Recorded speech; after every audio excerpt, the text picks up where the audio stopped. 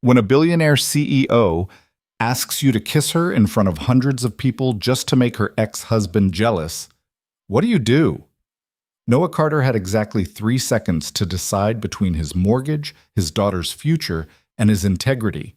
The woman offering him everything stood in a designer gown worth more than his car, mascara threatening to run, waiting for an answer that would either save her pride or destroy what was left of her heart. Stay with me until the end to see what he chose.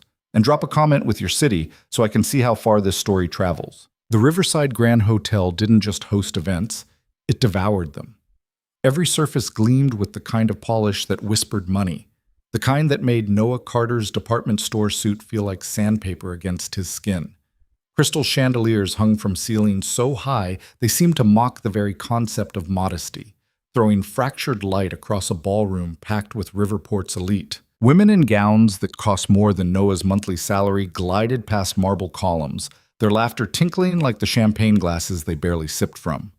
Men in tuxedos that actually fit, unlike Noah's rental that pulled slightly at the shoulders, discussed mergers and acquisitions with the casual indifference of people who'd never had to choose between fixing the water heater or buying groceries. Noah checked his watch for the fourth time in 10 minutes. 8:47 p.m. Ella would be in her pajamas by now, probably conning Mrs. Chen into one more chapter of whatever fantasy novel had captured her imagination this week.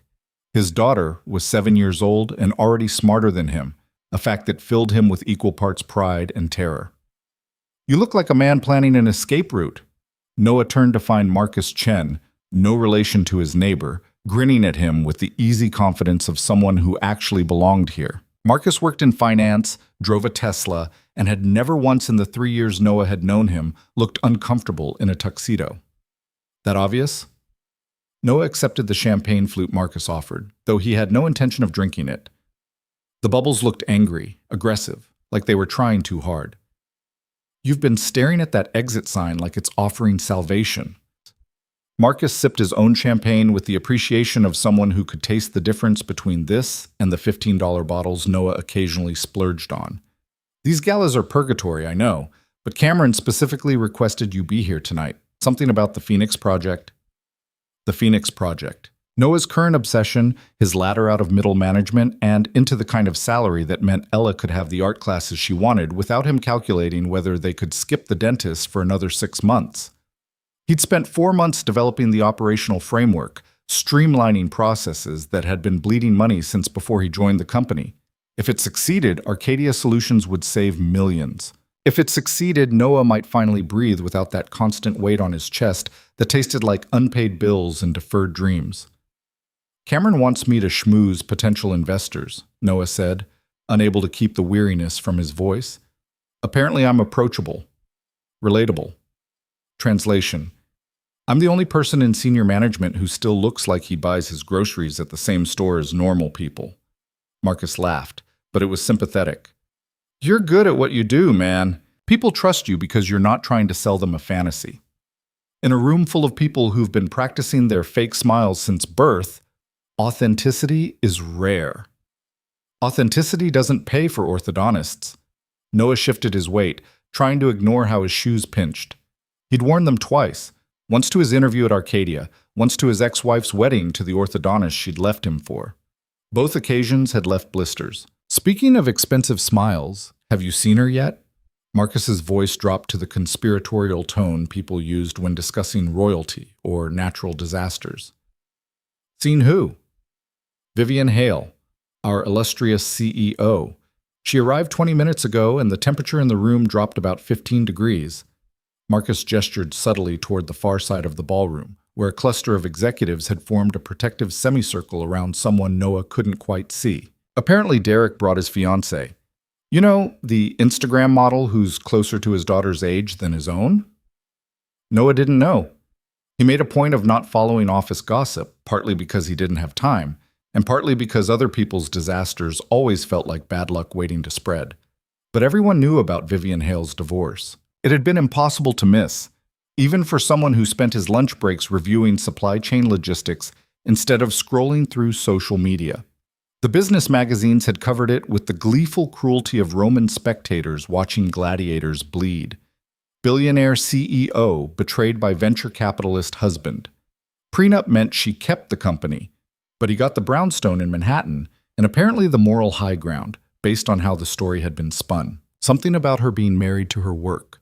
Something about him wanting a real partner, not a corporate robot. Noah had read one article, felt vaguely sick about the way they'd photographed her leaving the courthouse. Sunglasses too large, expression too carefully blank, and then deleted his news app. He had enough trouble without absorbing other people's pain. "That's rough," he said, because Marcus was clearly waiting for a response. Rough.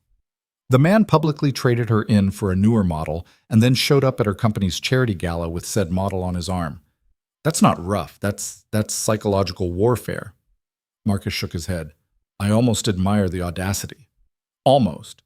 Mostly I'm just waiting to see if Vivian has him thrown out or sets him on fire with her mind." "Can we not?" Noah's voice came out sharper than intended. "Whatever's happening over there is none of my business. I'm here to talk about operational efficiency and supply chain optimization, not spectate on someone's personal nightmare." Marcus raised his hands in surrender.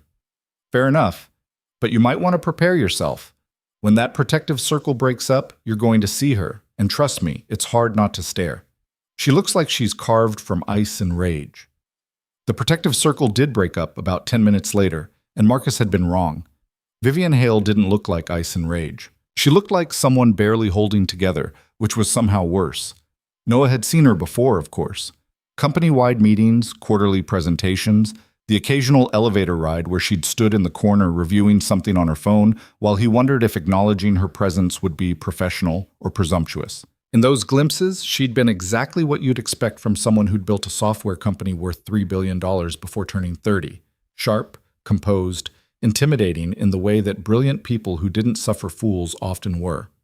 Her reputation preceded her like a weather system, demanding but fair, strategic to the point of prescience, capable of seeing 7 moves ahead while everyone else was still setting up the board. Tonight, she looked like she was using every ounce of that strategic brilliance just to remain upright. The dress was stunning. Noah knew nothing about fashion, but even he could recognize something that expensive, that deliberately chosen. Midnight blue silk that caught the light like water, simple enough to be elegant, fitted enough to be armor. Her dark hair was swept up in something too artfully casual to be accidental, a few strands escaping to soften features that magazines had described as aristocratic. She was beautiful, Noah registered distantly, the way you'd register that a painting was valuable or a building was well designed, an objective fact that had nothing to do with him. But it was her eyes that stopped him cold. Even from across the ballroom, even through the practiced smiles she offered to the circle of investors hanging on her every word, Noah could see something raw and wounded bleeding through.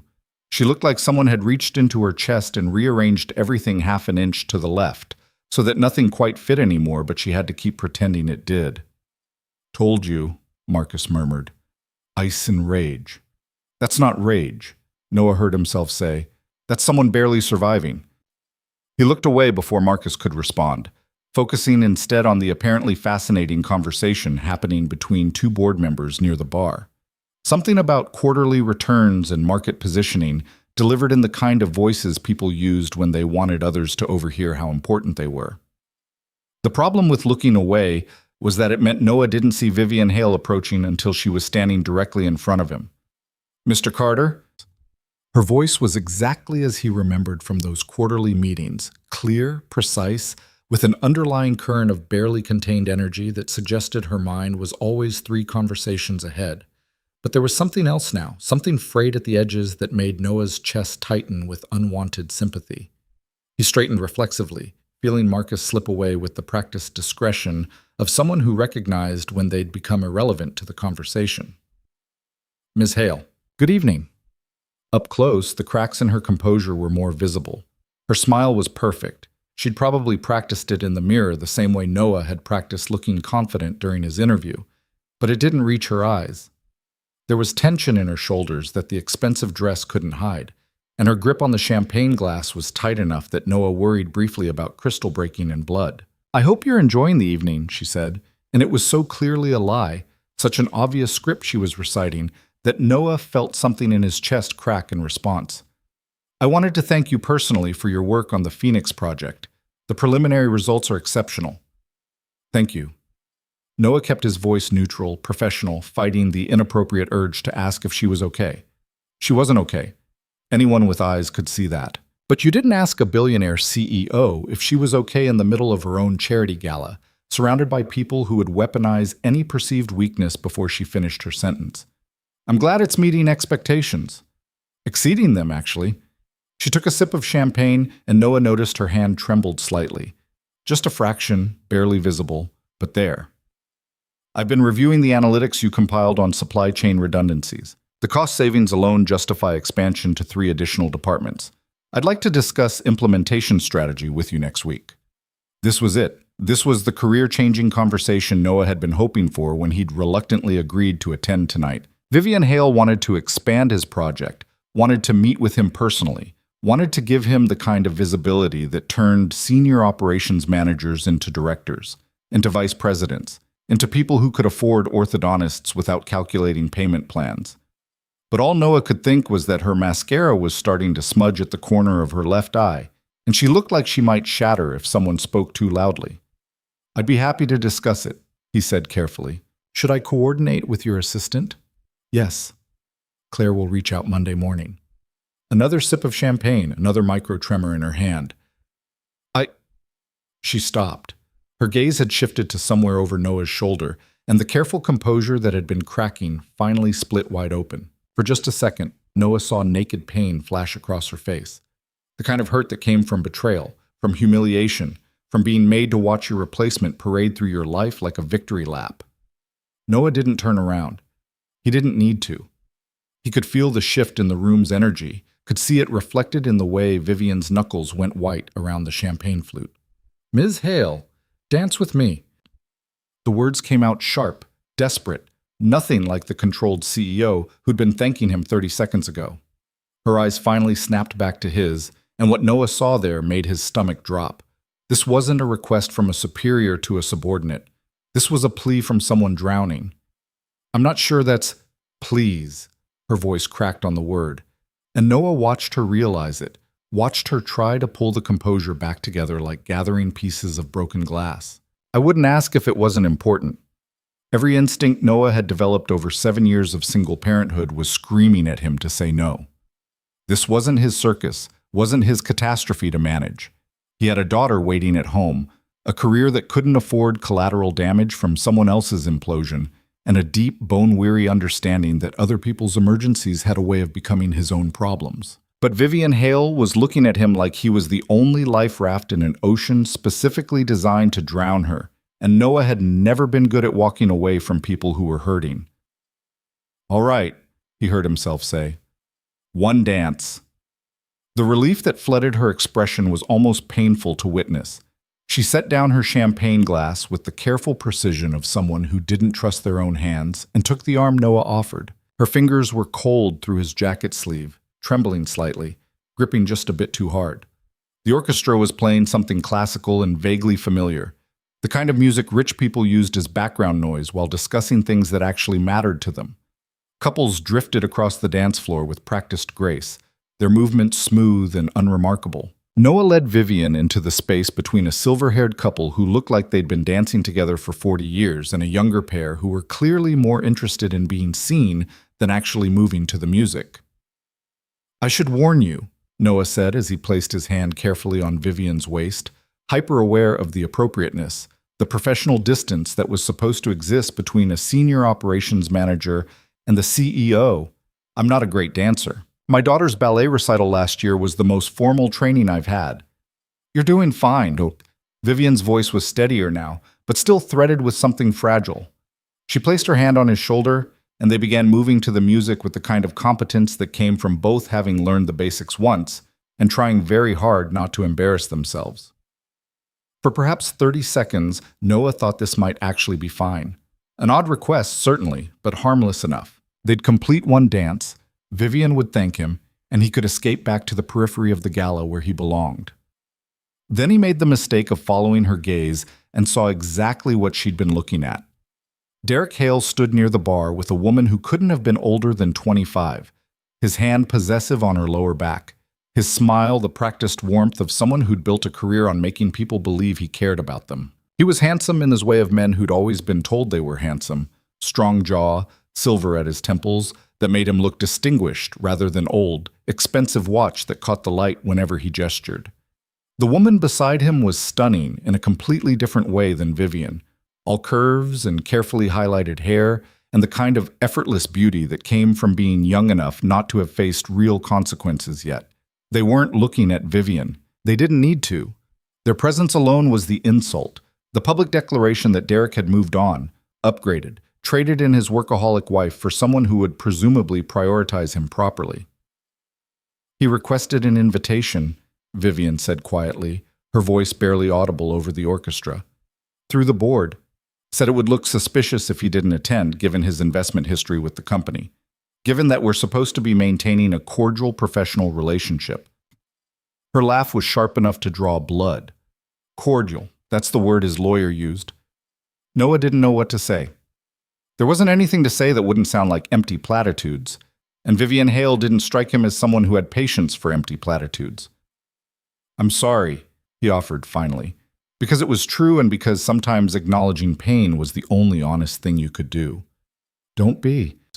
She straightened her spine and Noah felt the shift in her body, the conscious decision to stop showing weakness, to rebuild the armor that had slipped. This isn't your problem to solve. I shouldn't have dragged you into it. You didn't drag me anywhere. I agreed to dance with you. Because I asked in a way that made it impossible to say no without being cruel. She met his eyes then, and Noah saw something calculating slide into place behind the hurt. Which brings me to the actual favor I need to ask you. Everything in Noah's body went on alert. This was the moment. This was where the simple dance became complicated, where someone else's emergency tried to become his crisis. What favor? Vivian's grip on his shoulder tightened slightly. I need you to kiss me. Noah stopped moving. Not dramatically, not in a way that would draw attention, but completely. His hand stayed on her waist. Her hand remained on his shoulder, but the dance had ended even as the music continued around them. Excuse me? I need you to kiss me, Vivian repeated, her voice low and urgent and absolutely serious. Right here, on this dance floor, where Derek and his child bride can see, where everyone can see. I need them to think I've moved on, that I'm fine, better than fine.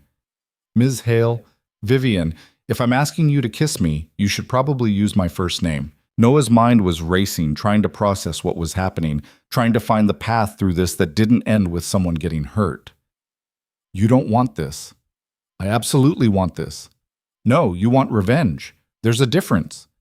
Noah started moving again, slowly, because stopping would draw the kind of attention Vivian claimed to want, but Noah suspected would actually destroy her. You want Derek to hurt the way you're hurting. You want him to feel jealous, replaced, whatever it is you're feeling right now. But using me to make that happen isn't going to fix anything. It'll fix the narrative. Vivian's voice was sharp now, defensive. Right now, I'm the workaholic ice queen who drove her husband away. Tomorrow, I could be the woman who moved on so fast she clearly wasn't that invested to begin with. I could control the story instead of being crushed by it, by lying, by adapting to circumstances. Her eyes flashed with something that might have been anger or might have been desperation.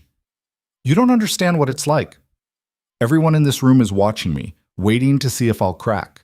The business journals are writing think pieces about whether female CEOs can maintain successful relationships. Derek gets to be the victim who escaped his cold, ambitious wife, and I get to be the cautionary tale about what happens when women prioritize their careers. If they see me with you, if they think I've already moved on, it changes everything. It changes nothing. Noah kept his voice gentle but firm. They'll still write their think pieces. Derek will still be here with someone new. The only thing that changes is you'll have lied about who you are and what you're feeling. And trust me, that kind of lie doesn't protect you. It just makes the truth hurt more when it finally catches up. This isn't about protection, Vivian said, and now her voice was cracking again, the composure splintering under pressure she couldn't contain. This is about survival. This is about getting through tonight without falling apart in front of 300 people who are waiting for me to fail. So leave. I can't leave. I'm the CEO. This is my company's event. You can absolutely leave. You're the CEO, which means you can do whatever you want. Noah glanced around the ballroom at the glittering crowd that would forget Vivian's pain the moment something more interesting came along. All these people? They don't care about you. They care about the story. Don't give them one. You don't understand. I understand that you're in pain and you think performing for these people will make it hurt less. It won't. Noah's hand remained steady on her waist, grounding, as he watched her struggle with what he was saying. I also understand that you came over here and asked me specifically because you knew I'd say yes. You knew I'd help. What you didn't count on was me actually caring about whether this helps you or just makes everything worse. Vivian's eyes were bright now, mascara definitely running, though she was fighting it. You don't even know me. No, I don't. But I know what it looks like when someone's about to make a choice they can't take back just to stop hurting for 5 minutes. Noah thought about Ella, about the night Sarah had told him she was leaving, about how close he'd come to saying things he couldn't unsay, just to make her feel a fraction of the pain tearing him apart. I'm not going to help you do that. Even if it means losing your job? The threat landed between them like a grenade, and Noah felt every muscle in his body tense.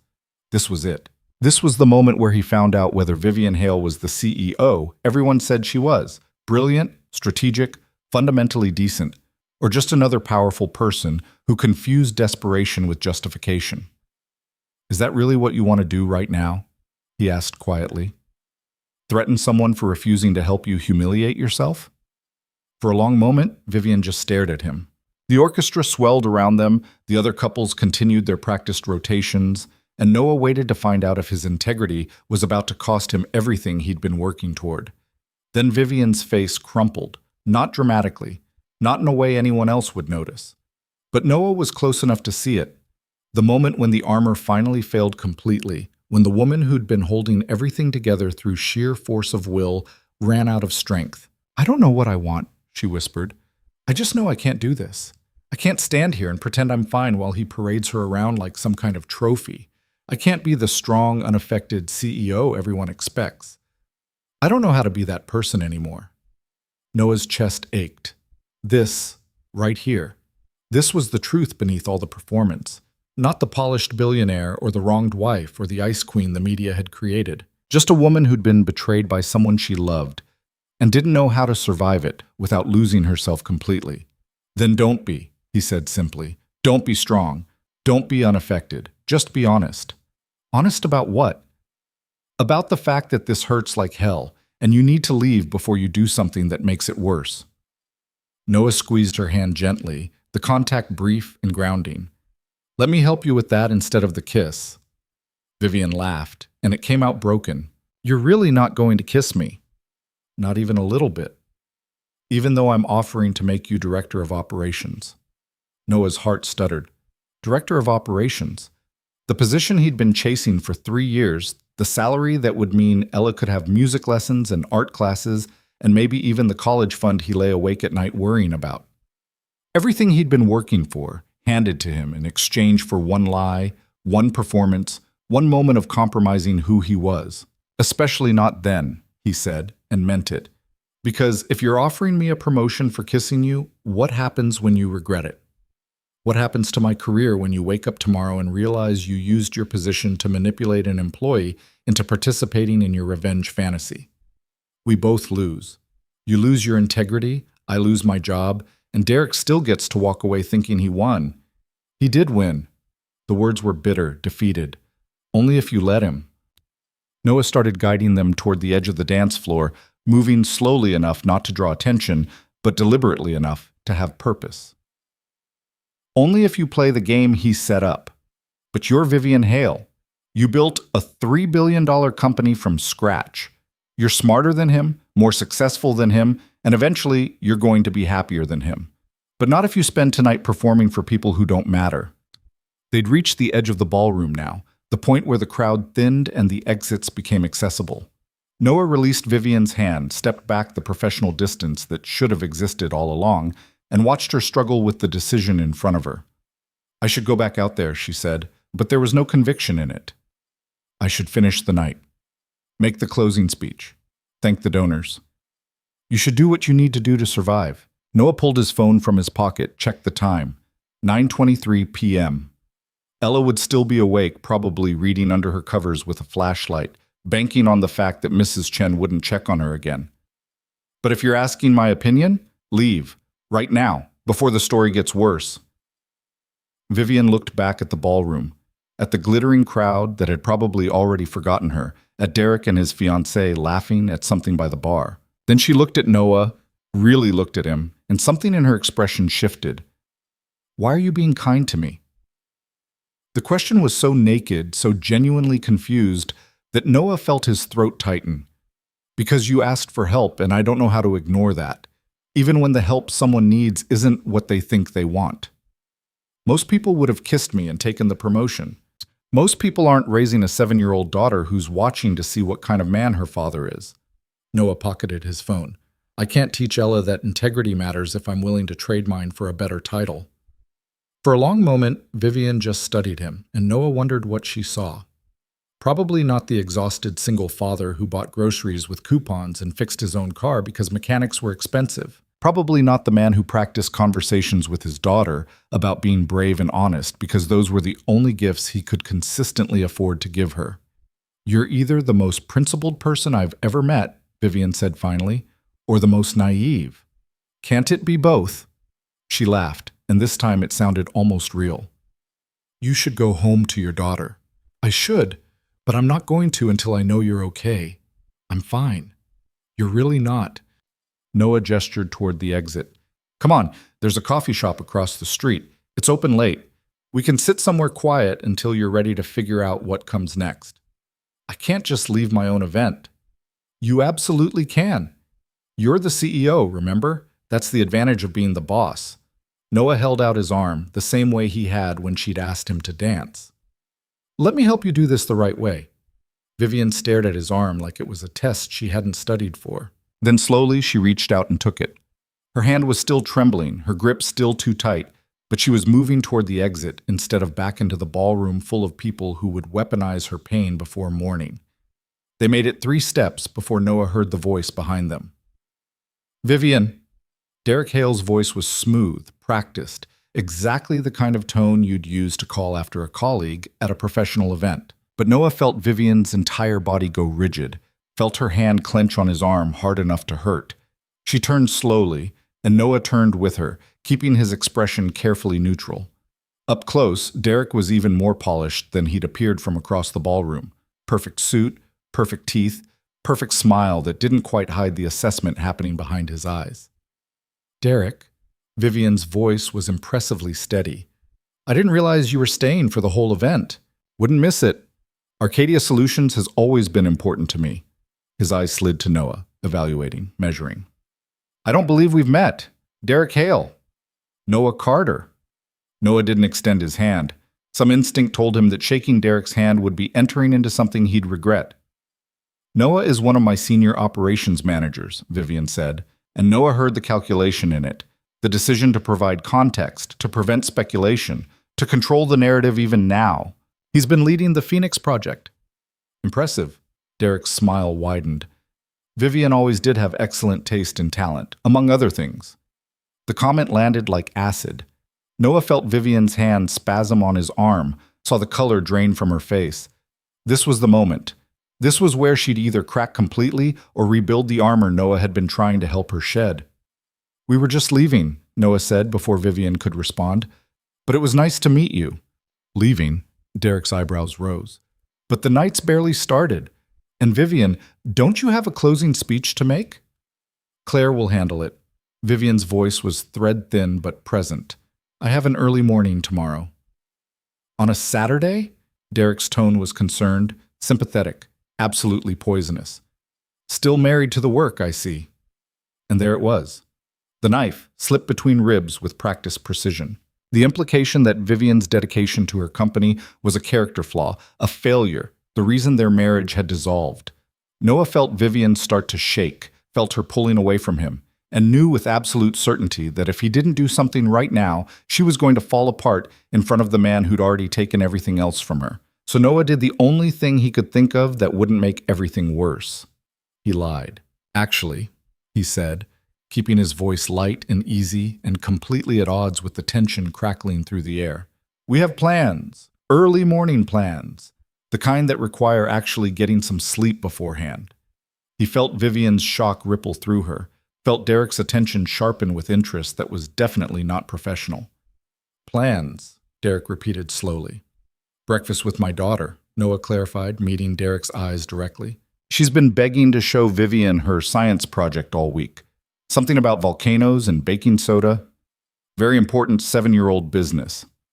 The confusion on Derek's face was almost satisfying. This clearly wasn't the narrative he'd been expecting.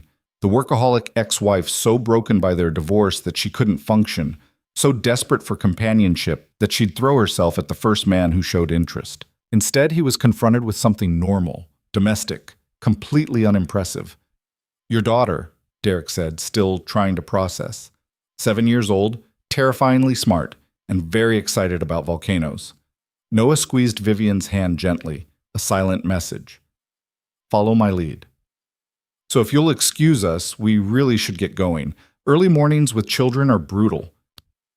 He started guiding Vivian toward the exit before Derek could formulate a response, before the moment could extend into something more complicated. Behind them, Noah could feel Derek's stare, could sense the recalculation happening as the man tried to fit this new information into whatever story he'd been telling himself about his ex-wife's devastation. They made it to the lobby before Vivian finally spoke. You just lied to my ex-husband. I did. Noah kept walking, kept his hand steady on Vivian's elbow as he steered them toward the exit. But I didn't kiss you, which was the deal. This way, you don't have to perform.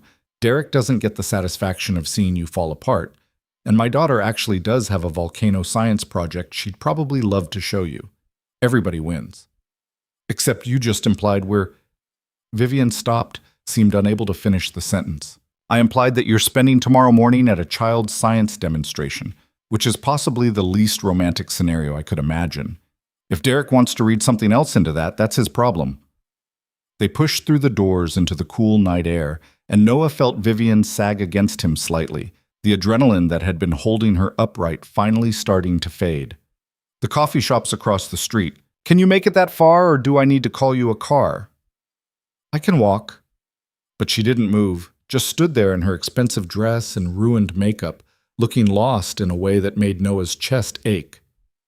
Why did you do that? Because Derek is an asshole and you needed an exit that didn't involve falling apart in front of him. No, I mean, why did you help me at all? You could have kissed me, taken the promotion, and let me deal with the consequences. You could have walked away when I first asked you to dance. You could have let me make a fool of myself and not gotten involved. She turned to look at him, eyes red and makeup definitely ruined now, and Noah saw the genuine confusion there. Most people would have chosen themselves. Noah thought about Ella, about the promise he'd made to her when Sarah had left, that he would always choose the right thing, even when it was hard, especially when it was hard. He thought about the kind of man he wanted to be, the kind of example he wanted to set, the kind of integrity that couldn't be bought with promotions or threatened away with job loss. Most people, he said quietly, haven't had to explain to their 7-year-old daughter why sometimes the people who are supposed to love you choose to hurt you instead. I can't teach her that the right thing matters if I'm not willing to do it myself, even when it costs me something. Vivian stared at him for a long moment. Then, slowly, she started to cry. Not dramatically, not the kind of crying that came with sobs or wails or any of the theatricality the ballroom would have demanded. Just quiet tears running down her face, cutting tracks through the expensive makeup, revealing the raw hurt underneath. I'm sorry, she said. And Noah wasn't sure if she was apologizing for crying or for asking him to kiss her or for the fact that the world had forced her to consider using people as props in her own survival. Don't be.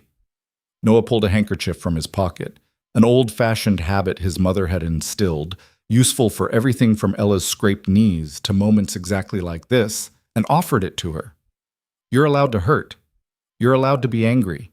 You're just not allowed to destroy yourself trying to prove you're okay. Vivian took the handkerchief, pressed it against her eyes. The coffee shop, she said finally. Does it have terrible coffee? The worst I've ever tasted. Good. She straightened her spine, rebuilt some fractured piece of composure, and started walking toward the crosswalk. I could use something terrible right now.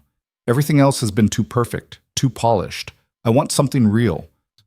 Noah fell into step beside her, keeping a careful distance that was professional but present, ready to catch her if she stumbled, but not presuming she needed him to. Behind them, the Riverside Grand Hotel continued glittering, the gala continued spinning, and somewhere in that ballroom, Derek Hale was probably telling his fiancée about the strange encounter with his ex-wife and her employee. The story would spread by morning, Noah was certain. People would speculate, assume, create narratives that had nothing to do with truth. But walking across the street toward a coffee shop that stayed open too late and served drinks that tasted like regret, Noah felt something settle in his chest that might have been peace. He'd done the right thing. It might cost him the promotion, might cost him the career advancement he'd been chasing, might cost him everything he'd been working toward. But Vivian Hale was still standing, still breathing, still fighting her way towards something real instead of performed. And maybe, for tonight at least, that was enough. The coffee shop smelled like burnt beans and broken dreams, exactly as advertised. Vivian ordered black coffee and didn't drink it. Noah ordered tea he didn't want and let it go cold while Vivian talked. About Derek, about the divorce, about what it felt like to build everything you thought you wanted, only to discover it wasn't enough for the person you'd built it with. Noah listened. He didn't offer solutions or platitudes or empty reassurances. He just listened, the way he wished someone had listened to him when Sarah had left, when the world had felt like it was ending and he'd had to keep moving anyway because Ella needed him to. At 11:47 p.m., Vivian's phone buzzed. She glanced at it, then looked at Noah with something that might have been embarrassment. Claire sent the car. She said I've been gone long enough that people are starting to notice. Are you ready to go back? No, but I don't think I ever will be. Vivian stood, smoothed her dress with hands that were steadier than they'd been 3 hours ago. Thank you, Noah, for being honest, for not kissing me, for the terrible coffee. Any time. Noah stood as well, gathered his jacket. About tomorrow, I wasn't actually planning to come to your apartment to see a volcano demonstration. I know, but the offer stands anyway. Ella would be thrilled, and honestly, watching a 7-year-old explain science is weirdly therapeutic. He pulled out his phone, opened it to a new contact screen.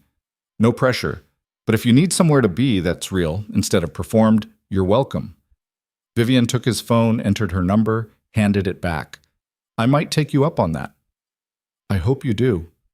They walked outside together, where a black town car was waiting with the kind of patience that came from being paid very well to wait. Vivian paused before getting in, looked back at Noah with an expression he couldn't quite read. You're going to lose the promotion, she said. Derek will hear that you refused me. He'll spin it as disloyalty, insubordination. The board will question my judgment in trying to advance you. I know. And you're okay with that? Noah thought about Ella, about the conversation he'd have to have with her tomorrow morning, about how sometimes doing the right thing meant sacrifice, about how integrity wasn't just a word you said, but a choice you made, over and over, even when it hurt. Yeah, he said, I'm okay with that. Vivian smiled then, small and sad and genuine. You're either a saint or an idiot. Probably an idiot. Noah returned the smile. But I'm an idiot who sleeps well at night. She got into the car. Noah watched it pull away, carrying Vivian back toward whatever waited for her. The rumors, the speculation, the long road of rebuilding herself into someone who could be both successful and human. Then he pulled out his own phone, texted Mrs. Chen that he'd be home in 20 minutes, and started the walk back to his car. Tomorrow, he'd explain to Ella what had happened tonight. He'd tell her about the hard choice, about why some things mattered more than promotions or money or career advancement. She probably wouldn't understand. 7-year-olds rarely did. But someday, when she was older and faced with her own impossible choices, maybe she'd remember. Maybe she'd know that her father had chosen integrity over comfort, had chosen right over easy, had chosen to be the kind of man who helped people survive their worst moments instead of exploiting them. And maybe that would be enough. Noah got to his car, started the engine, and drove home through streets that had nothing to do with charity galas or billionaire CEOs or the complicated mathematics of survival. He drove home to a 7-year-old who would want breakfast in the morning, who would show him her homework with volcanic enthusiasm, who would remind him without trying that the best parts of life had nothing to do with chandeliers or champagne or the approval of people who didn't matter. The promotion was gone. The career advancement was probably gone. Everything he'd been working toward had likely evaporated the moment he'd refused to kiss Vivian Hale in front of 300 witnesses. But driving through the quiet streets of Riverport at midnight, Noah Carter felt something he hadn't felt in years, proud of exactly who he was. And in the morning, when Vivian's text came through asking if that volcano invitation was still open, he'd discover that sometimes the right choice didn't cost you everything. Sometimes it gave you something better. The text came at 8:14 Saturday morning, while Noah was elbow-deep in baking soda and red food coloring, trying to remember if volcanoes were supposed to be chemistry or geology and whether Ella's teacher would care about the distinction. Unknown number. Is the volcano invitation still open? Noah stared at his phone, watched vinegar drip onto the screen from his fingers, and had approximately 3 seconds to decide if Vivian Hale showing up at his apartment was going to be a disaster or just deeply complicated. Dad, you're getting volcano guts on your phone. Ella stood on a step stool beside him, her dark hair pulled into a lopsided ponytail she'd insisted on doing herself, wearing pajamas with planets on them, and an expression of scientific gravity that would have been hilarious if she wasn't completely serious. The reaction won't work right if you don't measure properly. Right, sorry. Noah wiped his hands on a dish towel that had seen better days, picked up his phone with cleaner fingers, and typed back before he could overthink it. Noah. Still open. Fair warning. Apartment small. Breakfast is probably burnt toast, and the volcano might explode incorrectly. 2847 Maple Street, apartment 4B. He hit send, set the phone down, and tried to ignore the way his stomach was doing something that felt suspiciously like nervousness. This was fine. This was just breakfast. The CEO of his company was coming over to watch his daughter's science project, and there was absolutely nothing weird about that except for everything. Who's coming over? Ella asked, pouring vinegar into a measuring cup with the intense concentration of a surgeon. A friend from work. You don't have friends from work. You have Marcus, but you say he doesn't count because he talks about his car too much. Noah couldn't argue with that. A colleague, then. Someone I met last night at that thing I had to go to. The fancy party where you had to wear the uncomfortable suit? Ella wrinkled her nose. Was there good food, at least? I don't know. I didn't eat any of it. That's sad. If I have to dress up fancy, there should at least be good food. She handed Noah the measuring cup. Okay, now pour this into the baking soda mixture, but do it slow or it'll explode too fast and we won't get to see the lava flow properly. Noah poured, watched the chemical reaction foam up through the papier-mâché mountain they'd spent 2 weeks constructing, and tried not to think about how Vivian Hale had looked last night. Mascara running, armor cracking, asking him to kiss her like it was the only thing standing between her and complete dissolution. His phone buzzed again. Thank you. I'll bring coffee. The real kind, not whatever we drank last night. Noah. You don't have to bring anything. I'm bringing coffee. Consider it payment for volcano access. Ella was watching him now, her scientist's attention diverted by something more interesting than chemical reactions. You're smiling at your phone. That's weird. I'm not smiling. You are. It's a small smile, but it's there. Mrs. Chen says you never smile at your phone unless I send you pictures from school. She tilted her head, considering. Is your colleague a girl? Woman. And yes, but it's not like that. Like what? Like whatever you're thinking. I'm thinking she must be nice if she makes you smile. Ella turned back to the volcano, which was still oozing red-dyed foam down its sides, in a way that was either scientifically accurate or completely wrong. Can I meet her? That's actually why she's coming over. She wants to see your volcano. Ella's entire face lit up with the kind of pure joy that made every complicated thing in Noah's life feel momentarily worth it. Really? Someone wants to see my project? Like an adult who's not required to care because they're related to me or getting paid to teach me? Really? Then I need to change and fix my hair and make sure the presentation cards are in the right order. She was already scrambling off the step stool, volcano temporarily forgotten in favor of preparation. What time is she coming? Noah checked his phone. I don't actually know. Soon, probably. Soon is not a time, Dad. Soon could be 5 minutes or 5 hours. But Ella was already running toward her room, calling back over her shoulder, "Don't let the volcano foam dry out. We might need to do another eruption for demonstration purposes." Noah looked at the papier-mâché mountain currently oozing red foam onto his kitchen counter, at the apartment that was clean by his standards, but probably not by Billionaire CEO's standards, at the toaster that had been burning bread at random intervals for 3 months because he kept forgetting to replace it. Then he looked at his phone, at Vivian Hale's number sitting in his contacts like evidence of a night that had definitely happened and might have consequences he couldn't predict yet. This was either going to be fine or it was going to be a disaster. Either way, it was too late to back out now. He cleaned up the worst of the volcano debris, started a pot of coffee, even though Vivian said she was bringing some, and was trying to decide if changing out of his faded jeans and university sweatshirt would seem like he was trying too hard when someone knocked on the door. Noah checked his watch. 8:47 a.m. Apparently Vivian Hale's version of soon was 33 minutes, which was more warning than he'd expected, but less than he'd needed to make the apartment look like someone competent lived here. He opened the door. Vivian stood in his hallway wearing jeans. Actual jeans paired with a cream-colored sweater that probably cost more than Noah's rent, but looked normal enough that he wouldn't have noticed if he wasn't specifically looking for evidence that she was rich. Her hair was down, pulled back with sunglasses serving as a headband, and she wasn't wearing any makeup that Noah could detect. She looked nothing like the polished CEO from last night, and everything like someone who'd decided to try being human for a few hours. She was also holding 2 cups of coffee in a carrier that bore the logo of the place downtown that Noah had walked past 100 times but never entered, because $7 for coffee was insane. "Hi," she said, and there was something tentative in it, like she wasn't sure if showing up at his apartment was crossing a line she shouldn't have approached. "Hi." Noah stepped back, gestured her inside. "You found it okay?" "GPS exists. Also, your building has very clear numbering." She stepped into the apartment, and Noah watched her take it in. The worn furniture that had come from Craigslist and thrift stores. The toys that Ella had mostly outgrown but couldn't bear to get rid of scattered on shelves. The collection of library books stacked on the coffee table because buying books was expensive, but checking them out was free. If she was judging, nothing in her expression showed it. "This is nice. It's small. Small is nice. My penthouse has 1,700 square feet, and I can go days without using most of it."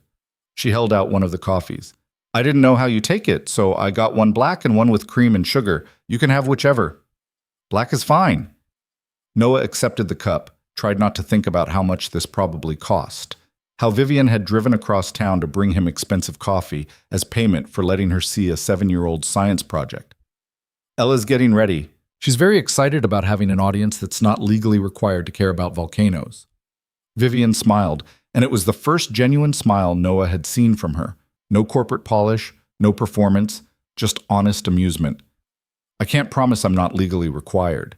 Technically, you're my employee, so there might be some HR implications to volcano viewing. Pretty sure HR doesn't have policies about science projects. You'd be surprised what HR has policies about." She sipped her coffee, glanced around the apartment again. "I'm sorry for inviting myself over. Last night I wasn't thinking clearly. If this is weird, if I'm overstepping, just say so and I'll leave." It's not weird. It was absolutely weird, but Noah meant what he said. Something about having Vivian here, in his space, dressed like a normal person instead of a CEO, felt right in a way he couldn't explain. "You needed somewhere real to be. I offered. You accepted. That's how these things work." These things? Friendship, helping people, normal human interaction that doesn't involve stock prices or hostile board members. Vivian's expression shifted into something Noah couldn't read. "Is that what this is? Friendship? I don't know what else to call it. You needed help last night. I helped. Now you're here drinking coffee and waiting to see a volcano. Seems friendly to me. Most employees wouldn't invite their CEO to their apartment. Most CEOs wouldn't ask their employees to kiss them at charity galas." Noah kept his voice light, but he watched Vivian flinch slightly at the reminder. "We're past normal employee-CEO dynamics. Might as well embrace it." Before Vivian could respond, Ella emerged from her room in a fierce whirlwind of energy and determination. She changed into her favorite dress, purple with planets on it, matching the pajamas, and had attempted to fix her ponytail with results that were enthusiastic, if not technically successful. She was also carrying a stack of note cards that looked suspiciously professional for a 7-year-old science project. She stopped dead when she saw Vivian, her eyes going wide. "You're pretty," she announced with the brutal honesty of children everywhere. "Also, you brought good coffee. I can smell it from here. Dad only makes the cheap kind that tastes like dirt." "Ella." Noah's voice carried a warning that his daughter completely ignored. "It's true. Mrs. Chen says your coffee tastes like disappointment." Ella walked closer to Vivian, studying her with open curiosity. "I'm Ella Carter. I'm 7 3/4, and I built a volcano that demonstrates how magma chambers work using household materials and basic chemistry." Vivian set down her coffee and extended her hand with complete seriousness. "Vivian Hale, I'm 30 and not keeping track of quarters, and I run a software company, but don't know anything about volcanoes. I'm hoping you can teach me." Ella shook her hand solemnly, then beamed. "I can definitely teach you. I have a whole presentation. Do you want to see it now, or should we have breakfast first? Dad was supposed to make pancakes, but he got distracted by your texts." "I wasn't distracted. You were smiling at your phone and you forgot about the batter, so now it's probably all separated and gross." Ella looked at Vivian apologetically. "Sometimes Dad forgets things when he's thinking about other stuff. It's not personal. I'll keep that in mind." Vivian's voice was warm with barely contained laughter, and Noah felt heat creep up his neck that had nothing to do with the apartment's temperamental heating system. "How about we skip pancakes and I'll make toast?" Noah suggested, moving toward the kitchen before his daughter could reveal any more uncomfortable truths about his distraction levels. "Ella, why don't you show Vivian the volcano setup while I handle breakfast?" "Okay, but don't burn the toast. We have a guest and burnt toast is rude." Ella grabbed Vivian's hand with zero hesitation and started pulling her toward the kitchen counter where the papier-mâché mountain sat in all its red foam-stained glory. So the project requirements were to demonstrate a natural process using the scientific method, and I chose volcanoes because they're cool, but also because most kids just make them explode without explaining the actual geology, and I wanted to do better. Noah watched from the corner of his eye as he loaded bread into the possibly broken toaster. Vivian had pulled up one of the kitchen stools and was giving Ella her complete attention, not the polite adult pretending to care while thinking about other things, but genuine focus on what a 7-year-old was saying about tectonic plates and magma differentiation. "See, most people think volcanoes are just mountains that explode," Ella was explaining, her hands moving enthusiastically as she warmed to her subject. "But that's not accurate. Volcanoes are actually vents in the Earth's crust where molten rock, gases, and debris can escape from underground. The explosion part only happens under specific conditions involving pressure and gas content." "I definitely thought they were just exploding mountains," Vivian admitted. "What changes the pressure and gas content?" Ella's face lit up like Vivian had just asked the exact right question. "Okay, so imagine the Earth's mantle is like a pot of boiling water, except instead of water, it's rock that's so hot it melts. And just like boiling water creates bubbles, melting rock creates gases. When those gases get trapped under the crust with nowhere to go, pressure builds up until—" She made an explosive gesture with her hands. Boom. Volcanic eruption. "That makes sense. So the explosion isn't the volcano itself. It's just what happens when the pressure gets too high." Exactly. Ella was practically vibrating with excitement at having someone understand.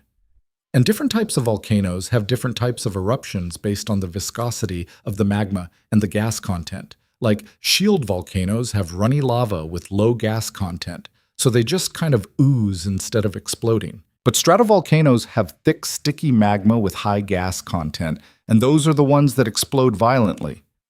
Noah pulled toast from the toaster, only slightly burnt, a personal victory, and started spreading butter while listening to his daughter explain geological processes to a billionaire CEO who was nodding along like this was the most interesting conversation she'd had in months. Maybe it was. Last night, Vivian had been surrounded by people performing sophistication and importance. This morning, she was getting a genuine education in volcanic geology from a 7-year-old who didn't know or care about stock portfolios and hostile divorces. "Can I see the demonstration?" Vivian asked when Ella finally paused for breath. "Yes, Okay, so I need to reset the chemical reaction because we already did one eruption this morning. Ella started gathering supplies: the vinegar, the baking soda, the red food coloring that had stained Noah's kitchen counter, a color it would probably never recover from. The model isn't geologically perfect because real magma chambers are way more complex than a bottle of vinegar and baking soda inside papier-mâché, but it demonstrates the basic principle of pressure and release. She walked Vivian through the setup with the seriousness of a professor giving a lecture, explaining each chemical component and its role in creating the reaction. Noah brought over plates of toast, some burnt, some not, all thoroughly buttered, and set them within reach without interrupting the presentation. So when I pour the vinegar into the baking soda mixture, Ella was saying, measuring carefully, the acetic acid in the vinegar reacts with the sodium bicarbonate in the baking soda to produce carbonic acid. But carbonic acid is unstable, so it immediately breaks down into water and carbon dioxide gas. The gas needs somewhere to go, so it forces the liquid up and out of the chamber. She poured the vinegar into the volcano's opening, creating the eruption. Red foam began oozing down the mountain's sides, and Ella watched it with the satisfaction of someone whose experiment had gone exactly according to plan. Vivian leaned closer, genuinely fascinated, watching the chemical reaction play out on a kitchen counter in a small apartment that probably cost less per month than she spent on dry cleaning. "That's incredible," Vivian said, and she meant it. Noah could hear it in her voice. Not the polite enthusiasm adults used with children, but real appreciation. "You built this whole thing yourself?" "Dad helped with the papier-mâché because I'm not allowed to use the stove unsupervised, and you need hot water to make the paste." Ella gestured to the foam still flowing down the mountain. "But I did all the research and designed the structure and figured out the right ratios for the chemical reaction. Most volcanoes at the science fair are just baking soda volcanoes that fizz. Mine actually demonstrates stratification and lava flow patterns." "When's the science fair?" "Next Friday? Are you coming?" Ella asked it with the casual assumption of someone who hadn't yet learned that adults had complicated schedules and competing priorities. "Dad's coming, and Mrs. Munn. Chen said she might come if her arthritis isn't acting up. And Marcus from Dad's work said he'd try, but he usually forgets things that aren't about his Tesla." Vivian glanced at Noah, who was trying to signal with his eyes that she absolutely did not have to commit to an elementary school science fair just because his daughter asked, but Vivian was already smiling, already pulling out her phone. "What time does it start?" 6 p.m. in the gymnasium. "But you should come at 6:30 because the first half hour is just parents taking pictures, and it's boring." Ella grabbed a piece of toast, bit into it without seeming to notice or care that it was burnt. "You can meet my teacher, Ms. Rodriguez. She's nice, but she talks really loud because half the class doesn't pay attention." "I'll be there." Vivian added something to her phone's calendar, and Noah felt something in his chest that was either gratitude or concern, or possibly just the recognition that his life had gotten very complicated very quickly. "I'm looking forward to seeing how your project compares to the competition." "Most of the competition will be lame," Ella said with the confidence of someone who'd done her research. "Tommy Bradshaw is doing a potato battery, which is basic. Jenny Lou is growing crystals, which is pretty but not really demonstrating a natural process. And Marcus, different Marcus, not Tesla Marcus, is doing something about the water cycle that involves a plastic box and a lamp. Mine's better." "Ella," Noah warned, "we talked about this. The science fair isn't a competition." "Everything's a competition if you care about winning." Ella looked at Vivian for support. "Right?" Vivian's expression shifted into something more careful, and Noah recognized the moment she was deciding how to answer, whether to validate Ella's competitive instinct or model something different, whether to be the CEO who'd built a billion-dollar company through strategic dominance or something else entirely. "I used to think that," she said finally. "I used to think everything was about winning, about being better than everyone else. And that worked for a long time. It helped me build my company. It helped me succeed in ways I dreamed about." She paused, and Noah watched her choose her next words with deliberation. "But it also meant I forgot how to do things just because they mattered to me.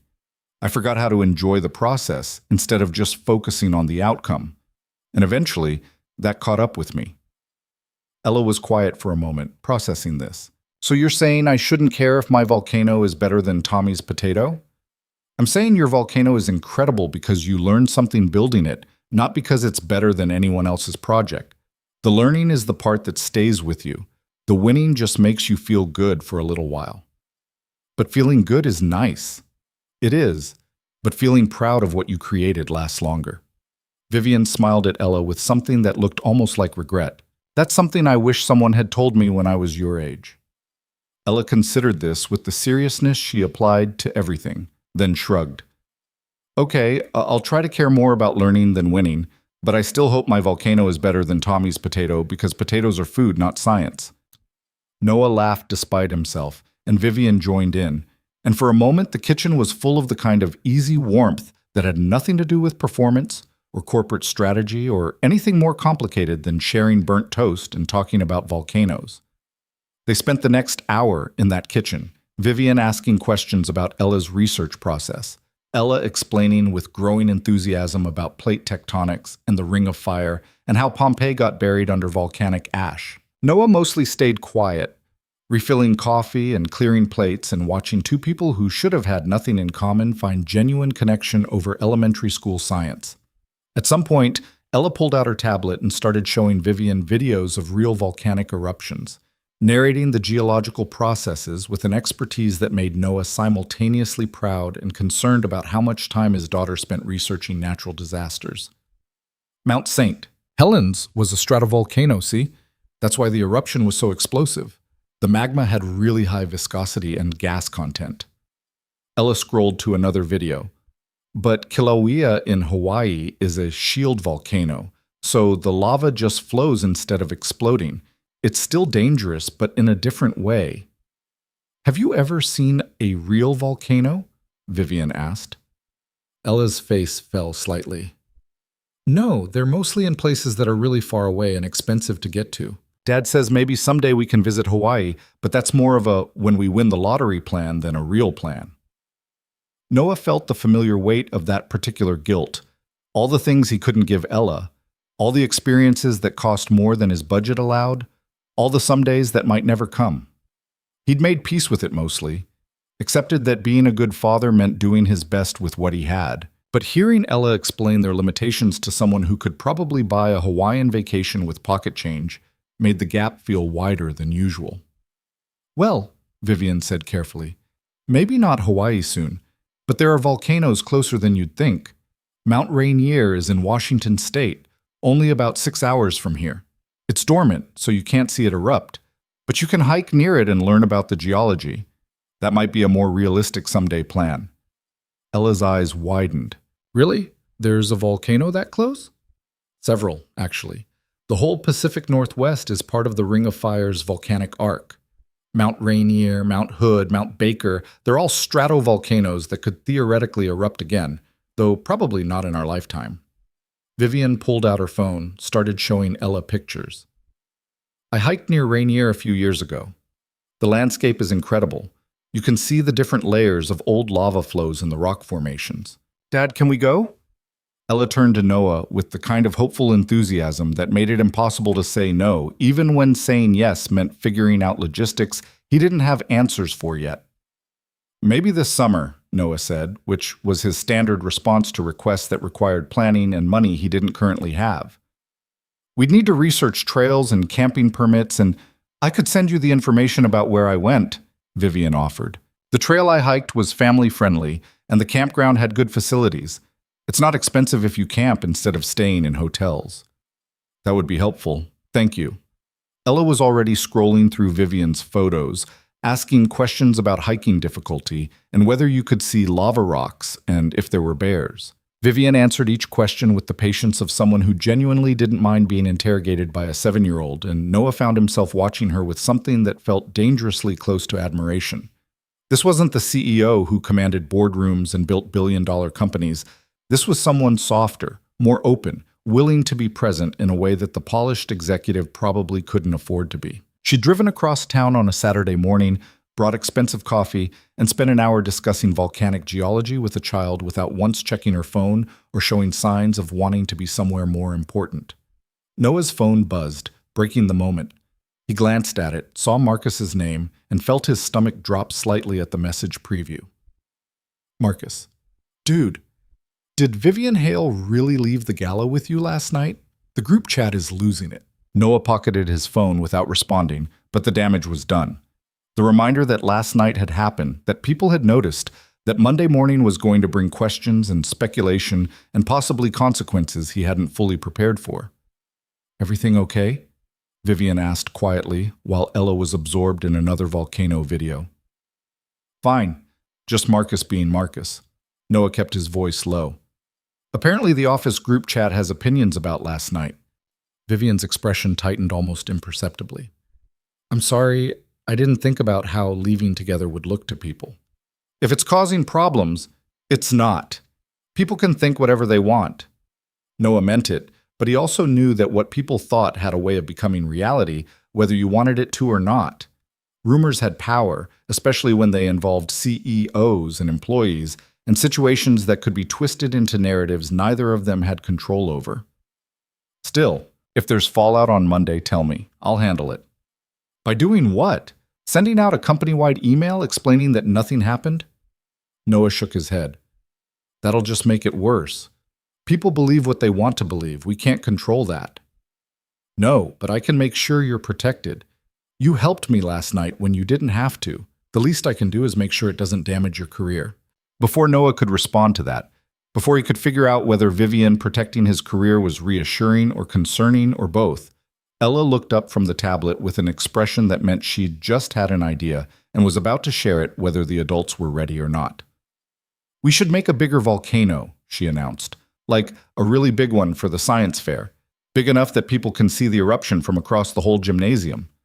I don't think Miss Rodriguez would appreciate cleaning up a gymnasium-sized volcanic eruption, Noah said. Not that big, just bigger than this one. More impressive. Ella gestured to the papier-mâché mountain on the counter, which was impressive enough for a 7-year-old's kitchen project, but probably not the showstopper she was imagining. If I want people to understand the science, I need to make sure they can actually see what's happening. The science fair is Friday, Noah pointed out. That's 6 days to build and test a bigger model. You have school every day. We'd have to work on it every night. So, we can do it. I'll help with all the construction this time, not just the research. Ella looked at him with the kind of determination that Noah recognized from himself. The stubborn refusal to accept limitations just because they were difficult. Please, Dad. I really want this project to be special.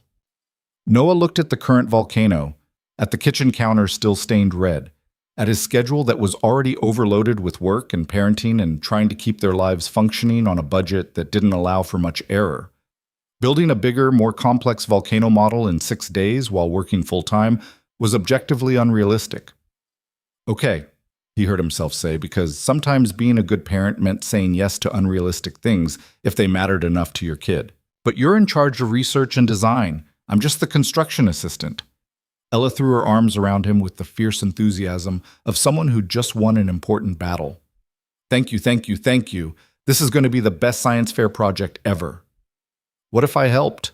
Both Noah and Ella turned to look at Vivian, who'd spoken quietly but with clear intention. She looked slightly uncertain, like she'd surprised herself with the offer, but was committed to it now that the words were out. You want to help build a volcano? Noah asked, trying to process this development. I want to do something real that doesn't involve quarterly reports or board meetings or strategic planning sessions. Vivian's voice was steady, but there was something underneath it, a need that Noah recognized from last night, the desperate desire to be somewhere that mattered in a way that had nothing to do with money or power. If you'll let me. You don't have to. I know I don't have to. I want to, if that's okay. Ella was already nodding enthusiastically before Noah could formulate a response. Yes, you can be the design consultant. Dad's good at building things, but he's not great at making them look professional. No offense, Dad. None taken, Noah said dryly, though it was absolutely true.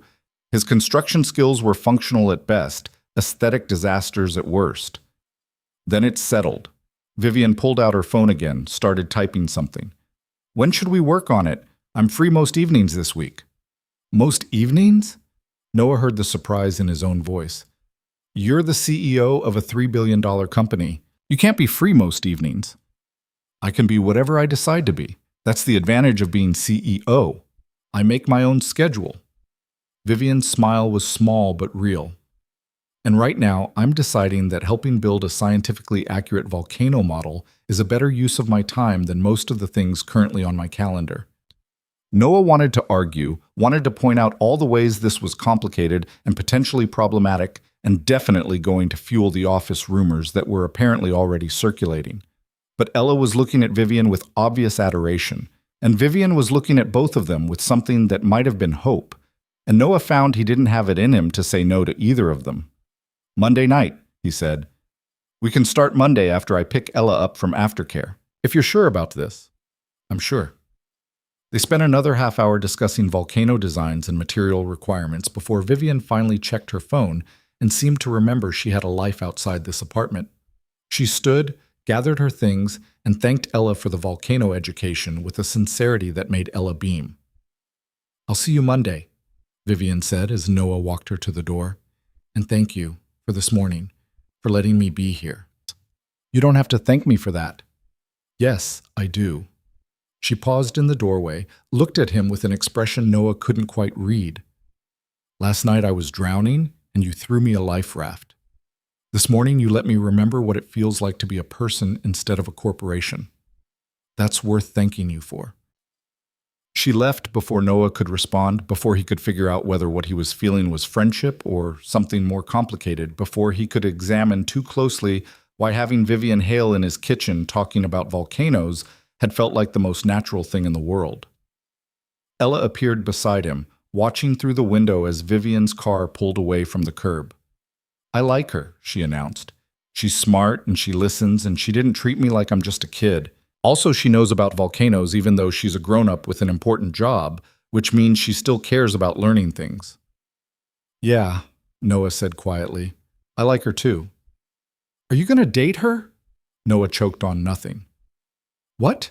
No, she's my boss, Ella. That's not how things work.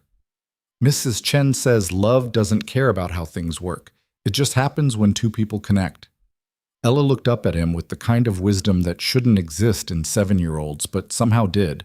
You connected. I could tell. We're friends. That's different from dating.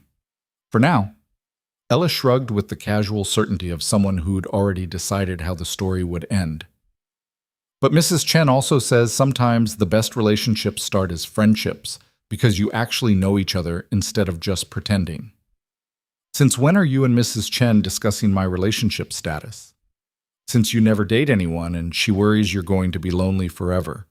Ella headed back toward the kitchen, apparently done with this conversation. I'm going to start sketching designs for the new volcano. We need to figure out the scale and structural integrity before we start building.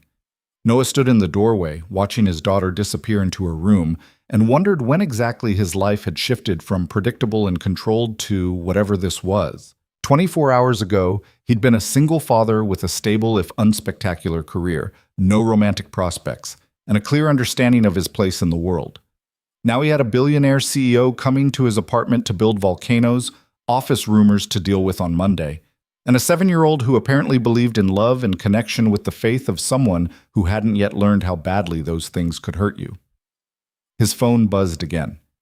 Another message from Marcus. Marcus. Seriously, man, call me. The speculation is getting wild and I'm running out of ways to defend you without knowing what actually happened. Noah typed back quickly. Noah. Nothing happened. I helped her leave a bad situation, that's all. Marcus. By taking her back to your place? Noah. To a coffee shop. Then she went home. Alone. Marcus. And this morning? Noah hesitated, looking at the coffee cups Vivian had brought, at the kitchen counter still stained with volcanic reaction residue, at the doorway where she'd stood 20 minutes ago, looking more human than he'd ever seen her. Noah. This morning she came over to see Ella's science project because I invited her yesterday. Still nothing happening. Marcus. Man, I want to believe you, but you know how this looks, right? Noah. I know exactly how it looks. Doesn't change what's true. He pocketed his phone, walked into the kitchen, and started cleaning up the breakfast disaster while Ella's voice drifted from her room, talking to herself about volcano dimensions and structural calculations. Outside, Saturday morning traffic moved through their neighborhood. Normal people doing normal things, unaware that somewhere in apartment 4B, Noah Carter's carefully controlled life was becoming something he couldn't predict and wasn't sure he knew how to handle. But as he scrubbed red food coloring off his counter and listened to his daughter plan improvements to her science project with an enthusiasm that had everything to do with genuine learning and nothing to do with competition, Noah found he didn't actually mind the unpredictability. For the first time in years, his life felt like it might contain possibilities beyond just surviving until the next paycheck, beyond just getting Ella through school and into college, beyond just existing in the narrow space between responsibility and exhaustion. It felt like maybe, just maybe, something good might be starting, even if he had no idea where it was going. Monday morning arrived with the kind of gray drizzle that made everything in Riverport look like it needed a fresh coat of paint. Noah sat in his car outside Arcadia Solutions headquarters at 7:53 a.m., watching employees stream through the glass doors, and tried to convince himself that walking into the building was not going to feel like walking into an ambush. His phone had been relatively quiet over the weekend. A few more texts from Marcus asking if he was sure nothing had happened, a message from his neighbor Mrs. Chen asking how the volcano demonstration went, and 3 messages from Vivian about construction materials and whether Home Depot or Lowe's had better prices on PVC pipe. Nothing from HR. Nothing from Cameron in senior management. Nothing that suggested Friday night's gala departure had triggered the kind of consequences Noah had been bracing for, which somehow made it worse. The waiting. The not knowing. He grabbed his coffee, cheap gas station variety that tasted exactly like disappointment, just as Ella had diagnosed, and headed inside. The lobby was the same as always, too bright, too clean, with motivational posters about innovation and teamwork that everyone ignored. Noah badged through security, took the elevator to the 4th floor where operations lived, and made it exactly 7 steps into the office before he realized the quiet was deliberate. People were staring, not obviously, not in a way he could call out, but he felt it. The weight of attention pretending to be casual. The conversations that paused half a second too long as he passed. The eyes that followed him to his cubicle with the kind of interest usually reserved for office scandals and unexpected firings. Noah set down his coffee, booted up his computer, and pretended he didn't notice Marcus speed-walking across the floor toward him. Okay, so I tried to run interference all weekend, but the story has officially gotten away from me. Marcus dropped into the empty chair by Noah's desk, his voice low and urgent. People are saying you left the gala with Vivian. People are saying she went home with you. Someone from accounting claims they saw her car parked outside your building Saturday morning, which seems weirdly stalkerish, but apparently Jennifer lives in your neighborhood and drives past your place on her way to yoga. Noah took a long sip of terrible coffee. She came over to see Ella's science project. At 8 in the morning on a Saturday? I invited her Friday night. She accepted. That's how invitations work. Noah. Marcus leaned closer, his expression somewhere between concerned and fascinated. You have to know how this looks. The CEO leaves her own charity gala with a mid-level manager, then shows up at his apartment the next morning.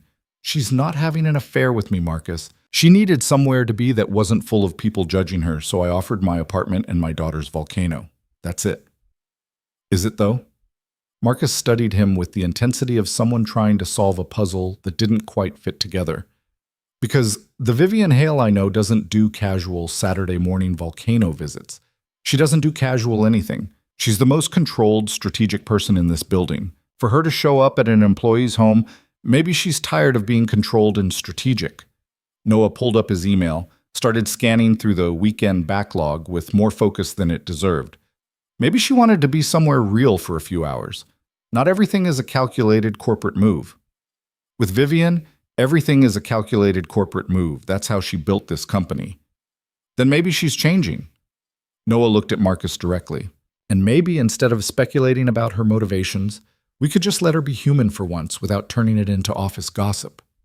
Marcus sat back, something shifting in his expression. You actually like her. She's interesting. She's smart. She cares about things that matter. Noah kept his voice neutral, aware that anything he said right now would be analyzed and repeated. We're friends. That's all. Friends with your CEO. That's a new one. Is it? Or is it just unusual for people to see her as something other than a corporation in expensive shoes? Noah turned back to his computer, a clear dismissal.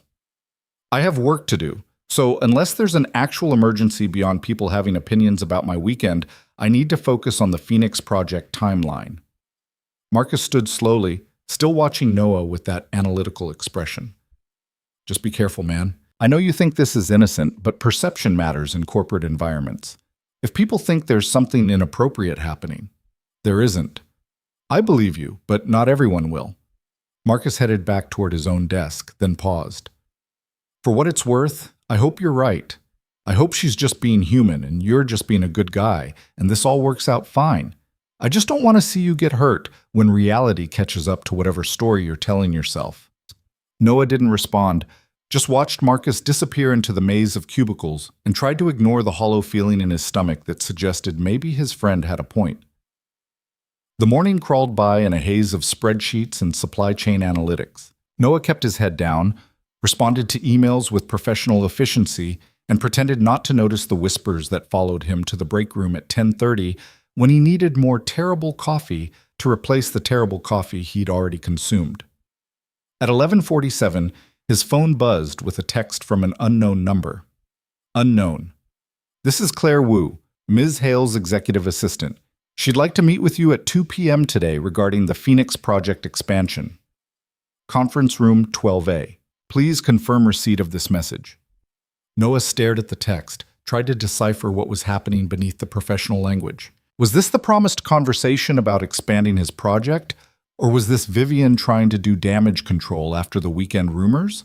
Was he about to get a promotion or a warning about appropriate boundaries with executives? He texted back confirmation, then spent the next 2 hours trying to focus on work while his brain spiraled through increasingly catastrophic scenarios. At 1:55 p.m., Noah headed to the 12th floor, executive territory, where the carpets were thicker and the art on the walls actually looked expensive instead of printed from corporate stock photos. Conference room 12 was at the end of a hallway that felt designed to intimidate, all glass walls and minimalist furniture, and the kind of silence that came from everyone being too important to waste time on casual conversation. Claire Wu was waiting outside the conference room, a woman in her mid-40s with perfect posture and an expression that gave nothing away. Mr. Carter, Ms. Hale is running 3 minutes behind. Can I get you water? Coffee? I'm fine, thank you. She shouldn't be long, Claire gestured to one of the waiting chairs. Expensive, uncomfortable, probably intentionally so. Please, have a seat. Noah sat. He checked his phone. Nothing important, just a message from Ella's school about picture day next week. He checked his email, the usual flood of operational updates and vendor queries. He checked his watch, 1:58 p.m. The door to conference room 12A opened, and Vivian emerged looking exactly like the CEO everyone expected, sharp gray suit, hair pulled back in a style that probably had a specific name, the kind of professional polish that made Saturday morning's casual sweater and jeans feel like a completely different person. Noah, thank you for coming. She extended her hand for a formal shake, and Noah felt the deliberate distance in it, the reestablishment of professional boundaries after a weekend of being too human, too accessible. Let's talk inside. The conference room was exactly what Noah expected. Large table, uncomfortable chairs, a wall of windows overlooking Riverport's downtown skyline.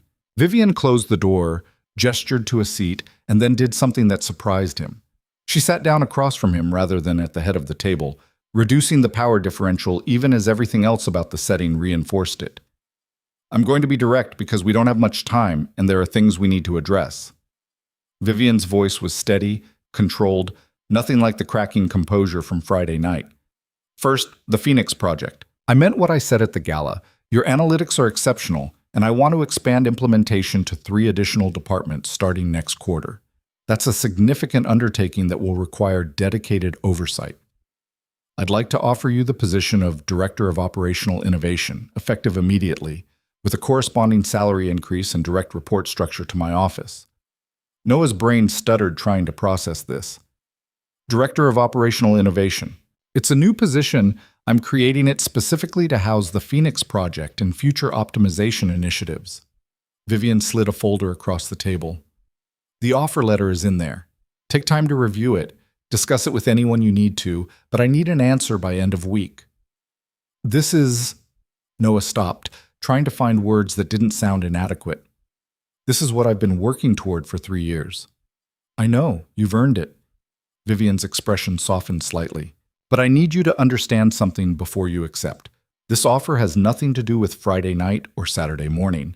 It has nothing to do with you helping me or being kind when you could have taken advantage. This is purely based on your work performance and the value you've brought to this company. I'm offering you this position because you deserve it, not because I owe you. I didn't think, I know you didn't, but other people will. Vivian leaned back in her chair, and Noah saw the weight she was carrying, the awareness of how this would look, how the timing would be interpreted, how people would twist good intentions into something ugly. The office rumors have already started. People are speculating about why I left the gala with you, why I was at your apartment, what our relationship is. When this promotion is announced, those rumors will intensify. There will be people who assume you got this position through inappropriate means. There will be people who question my judgment in promoting someone I've developed a personal friendship with. So what do you want me to do? Turn down a position I've earned to avoid rumors? No, I want you to accept it knowing that it's going to be harder than it should be. I want you to be prepared for the scrutiny, for the skepticism, for people who will never believe this promotion was merit-based no matter how much evidence we provide. Vivian held his gaze. And I want you to know that I will support you through all of it, publicly, professionally, completely. If anyone questions your qualifications or suggests impropriety, I will shut it down immediately. You helped me when I needed it. The least I can do is protect you from the consequences of my poor timing. Noah looked at the folder, at the offer letter he'd dreamed about for years, at the opportunity that should have felt like pure victory, but came wrapped in complications he hadn't anticipated. What about the volcano building? What about it? You said you'd help Ella with her science project. If I accept this position, if I'm reporting directly to your office, does that make the volcano building inappropriate? Do we have to stop pretending we're friends to maintain professional boundaries? Vivian was quiet for a long moment, and Noah watched her struggle with the answer. I don't know, she said finally. I don't know what the appropriate boundaries are anymore. I don't know if we're supposed to stop being friends because I'm offering you a promotion, or a friendship between a CEO and a director is acceptable as long as we're transparent about it. I don't know what the rules are for this situation because I've never been in it before. So let's make our own rules. Noah pushed the folder aside, leaning forward. Here's what I know. You offered me this position because I earned it. I'm going to accept it because I want it and because I'm good at the work. And separately from all of that, I told Ella you'd help with her volcano. So tonight at 6:30, you're welcome at my apartment to fulfill that commitment. Those are two different things. One is professional, one is personal, and we're both smart enough to keep them separate. Are we? Vivian's voice was soft, uncertain. Because I'm not sure I know how to be friends with someone who works for me. I'm not sure I know how to be friends with anyone anymore without it being transactional or strategic or part of some larger calculation. Then maybe that's something you learn. Same way Ella's learning about volcanoes. Noah stood, picked up the folder. I'll review this tonight and get you an answer by Wednesday. And I'll see you at 6:30 for volcano construction, unless you've decided that's too complicated to navigate. I haven't decided anything. Vivian stood as well, and for just a second Noah saw past the CEO armor to the woman who'd cried in a coffee shop Friday night. I just don't want to make this harder for you than it needs to be. You're not. Other people might, but you're not. Noah headed for the door, then paused. And for what it's worth, I think you're better at friendship than you give yourself credit for. Saturday morning wasn't transactional or strategic. It was just you being present for someone who needed you to be. That's what friendship is. He left before Vivian could respond, before the conversation could spiral into something more complicated, before the professional mask could crack again and remind him that lines were blurring in ways he still didn't know how to handle. Claire was waiting in the hallway with her neutral expression and her perfectly organized tablet. Ms. Hale has a call in 5 minutes. Is there anything else you need? No, thank you. Noah headed toward the elevators, clutching the folder that contained everything he'd been working for, and tried to ignore the feeling that accepting this promotion was going to change things in ways he couldn't predict.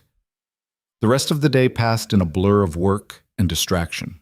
Noah tried to focus on the supply chain analysis that was due Thursday, but his brain kept drifting to the offer letter in his bag, to the conversation with Vivian, to the way Marcus had looked at him this morning like he was watching someone make a terrible mistake in slow motion.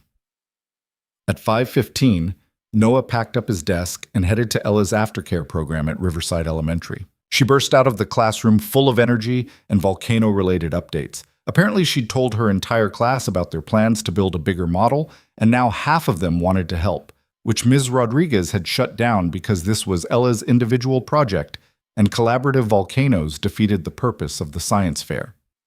But I told them they could come watch the eruption demonstration if their parents said it was okay, Ella explained as Noah buckled her into the back seat. Ms. Rodriguez said that was fine, as long as it didn't disrupt the other presentations.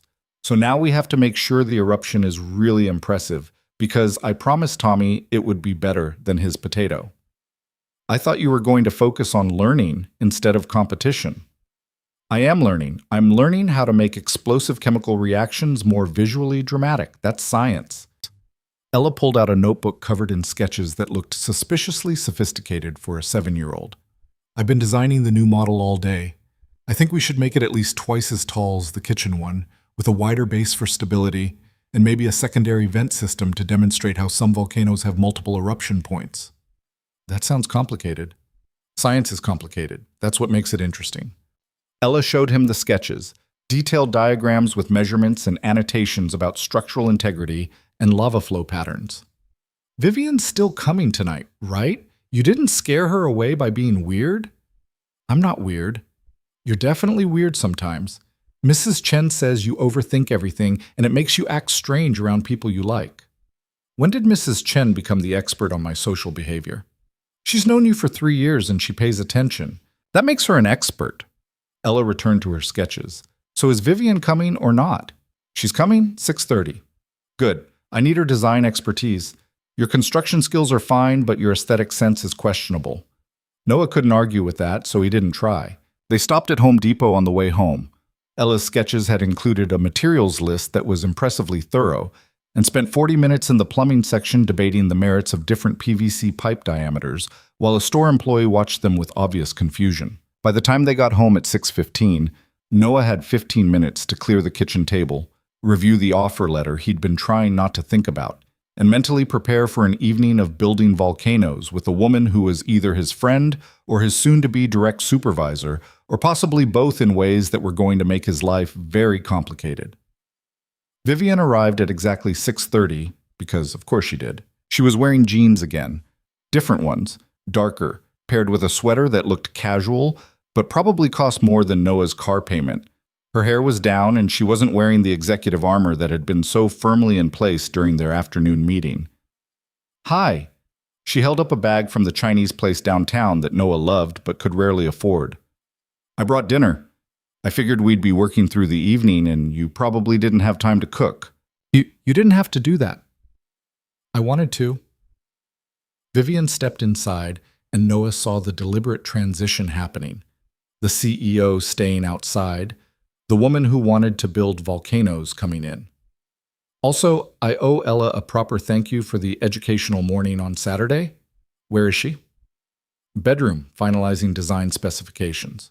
Noah closed the door, took the food to the kitchen. Fair warning, she's taking this very seriously. There are sketches, multiple sketches, with engineering calculations that I'm not entirely sure a 7-year-old should be capable of. She's exceptional. Vivian set down her bag, pulled out what looked like actual architectural drafting paper. I brought graph paper and proper drawing tools. If we're going to build a volcano, we should draft it properly first. You're really committed to this. I told you I wanted to do something real. This is real. She looked at Noah, and there was something vulnerable in her expression that reminded him of Friday night. Unless you'd rather I left, if having me here is going to make the promotion acceptance complicated, stop. Noah cut her off gently. We already had this conversation. Work is work. This is this. They're separate. Are they? They have to be. Noah started unpacking the Chinese food. Kung Pao chicken, beef and broccoli, lo mein that smelled incredible. Because if we blur those lines too much, if we can't maintain the separation, then one or both of us is going to get hurt. So let's agree right now. When you're here, you're not my CEO. You're Vivian, who happens to be helping my daughter build a volcano. And at work, I'm not your friend. I'm Noah, who happens to report to your office. Can we do that? Vivian was quiet, processing this. I don't know if I know how to turn off being CEO. Then learn. Same way you're learning about volcanoes and friendship and whatever else you're trying to figure out right now. Noah pulled plates from the cabinet. Ella's going to be out here in about 30 seconds because she can smell Chinese food from anywhere in the apartment. When she gets here, I need you to be the person who came over Saturday morning, not the person I met with at 2 p.m. Can you do that? I can try. It wasn't a perfect answer, but it was honest, and Noah appreciated honesty more than false confidence. He was setting out chopsticks when Ella emerged from her room with her notebook and an expression of focused determination. Vivian, you came! She hugged Vivian with the unselfconscious enthusiasm of someone who hadn't yet learned to be awkward about affection. I have so many ideas. Did Dad tell you about the secondary vent system? He mentioned it might be complicated. Everything worth doing is complicated. That's what makes it interesting. Ella pulled out her sketches, spread them across the kitchen table with the confidence of someone presenting to a board of directors. So here's what I'm thinking. We keep the basic conical structure, but increase the height to approximately 36 inches, which is tall enough to be impressive, but short enough to transport safely. The base diameter should be about 20 inches for proper stability, and we'll use a wireframe structure covered in paper mache rather than trying to build it entirely from paper and paste. Vivian studied the sketches with the same serious attention she'd probably given billion-dollar acquisition proposals. The wireframe is smart. It'll be lighter and stronger than solid construction. What are you thinking for the internal chamber? 2-liter soda bottle for the main magma chamber, connected to a smaller bottle for the secondary vent via PVC pipe. Ella pointed to her diagrams. The chemical reaction happens in the main chamber, and the pressure forces the foam up through both vents simultaneously, demonstrating how complex volcanic systems can have multiple eruption points. That's going to require careful pressure calibration. If the secondary vent has too much resistance, all the foam will go through the primary opening. I know. That's why we need to test different pipe diameters and opening sizes before we commit to the final design. Ella looked at Vivian hopefully. You have experience with prototype testing, right? From building your company? Different kind of prototypes, but the principle is the same. Build, test, iterate until you get the results you want. Vivian pulled the graph paper from her bag. Should we draft a proper technical schematic before we start construction? Ella's face lit up. Yes! Dad never wants to do proper schematics. He just builds things and hopes they work. That's a terrible engineering methodology, Vivian said, completely serious. And Noah couldn't tell if she was joking or genuinely appalled by his construction approach. It's worked so far, he defended himself. That's survivorship bias. You only remember the things that worked, not all the things that failed because you didn't plan properly. Vivian sat down at the table, started sketching with the precision of someone who'd spent time actually drafting technical documents. Okay, Ella, talk me through your vision. We'll translate it into a buildable schematic. Noah watched them work, Ella describing her ideas with passionate enthusiasm, Vivian translating those ideas into precise technical drawings, both of them completely absorbed in the process of designing a science fair volcano with the seriousness of engineers planning a bridge. At some point, the Chinese food got cold because neither of them wanted to stop for dinner, and Noah ended up reheating it while they debated the structural integrity of chicken wire versus steel mesh. It was strange watching them together. Vivian asked questions that took Ella's ideas seriously, challenged assumptions in ways that made Ella think harder, treated a 7-year-old science project like it mattered as much as any corporate initiative. And Ella responded with the kind of focused intelligence that made Noah simultaneously proud and concerned about how he was going to afford the kind of education she deserved. The base needs internal support struts, Vivian was saying, sketching additional lines on the schematic. Otherwise, the weight of the wet paper mache will cause structural collapse before it dries. If we use a radial pattern with 6 support points, that should distribute the load evenly. Like the flying buttresses on Gothic cathedrals, Ella said, because apparently she'd been researching medieval architecture in addition to volcanic geology. Exactly like that. Same engineering principle. Distribute weight through external support structures to prevent collapse. Vivian added more detail to the drawing. We can use wooden dowels. They're cheap, easy to work with, and strong enough for what we need. Dad, we need to go back to Home Depot. Ella looked at him with the expression of someone who'd just realized their current supplies were inadequate. The PVC pipes we bought are the wrong diameter for the secondary vent system, and we don't have any dowels for the internal support structure. Noah checked his watch. 7:45 p.m. Home Depot closes at 9. If we leave now, we can make it. I'll drive, Vivian offered. My car has more trunk space than yours. You don't have to, Noah. Vivian looked at him steadily. I'm here to help. That includes driving to Home Depot for proper construction materials. Let me help. Ella was already grabbing her jacket, too excited about improved volcano engineering to notice or care about the complicated dynamics happening between the adults.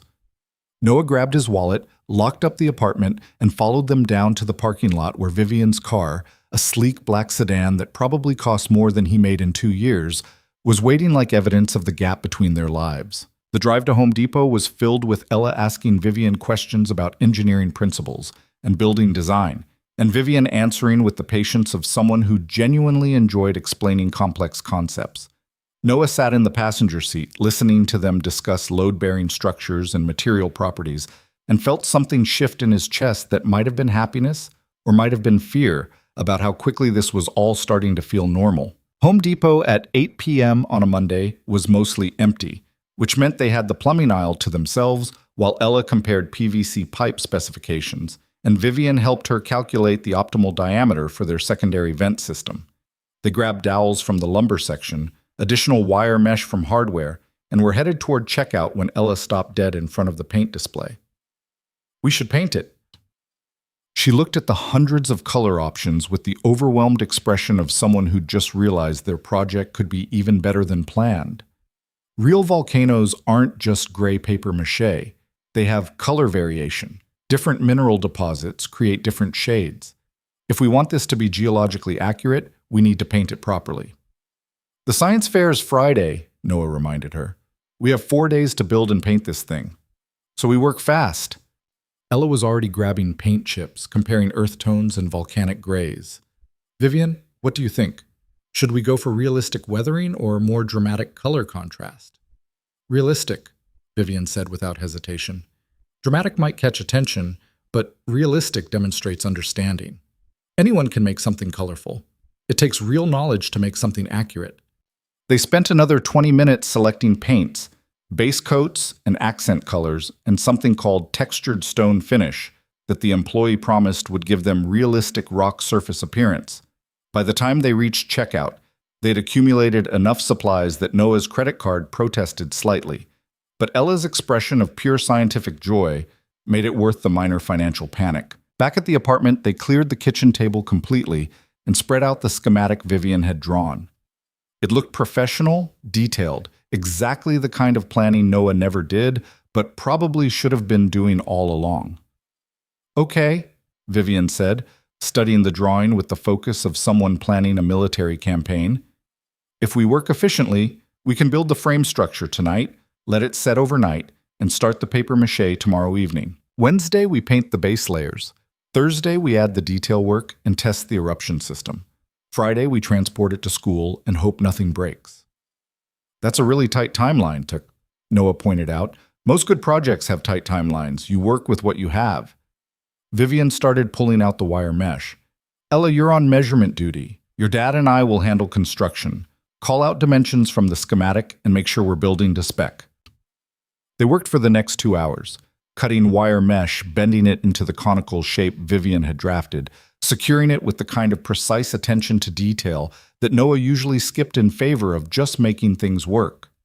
Ella called out measurements, Vivian adjusted the structure with steady hands, and Noah found himself following instructions from both of them because they were clearly better at this than he was. At some point around 10 p.m., with the basic frame structure standing on the kitchen table like a skeleton waiting for flesh, Ella started yawning with the intensity of someone fighting sleep because the project was too interesting to abandon.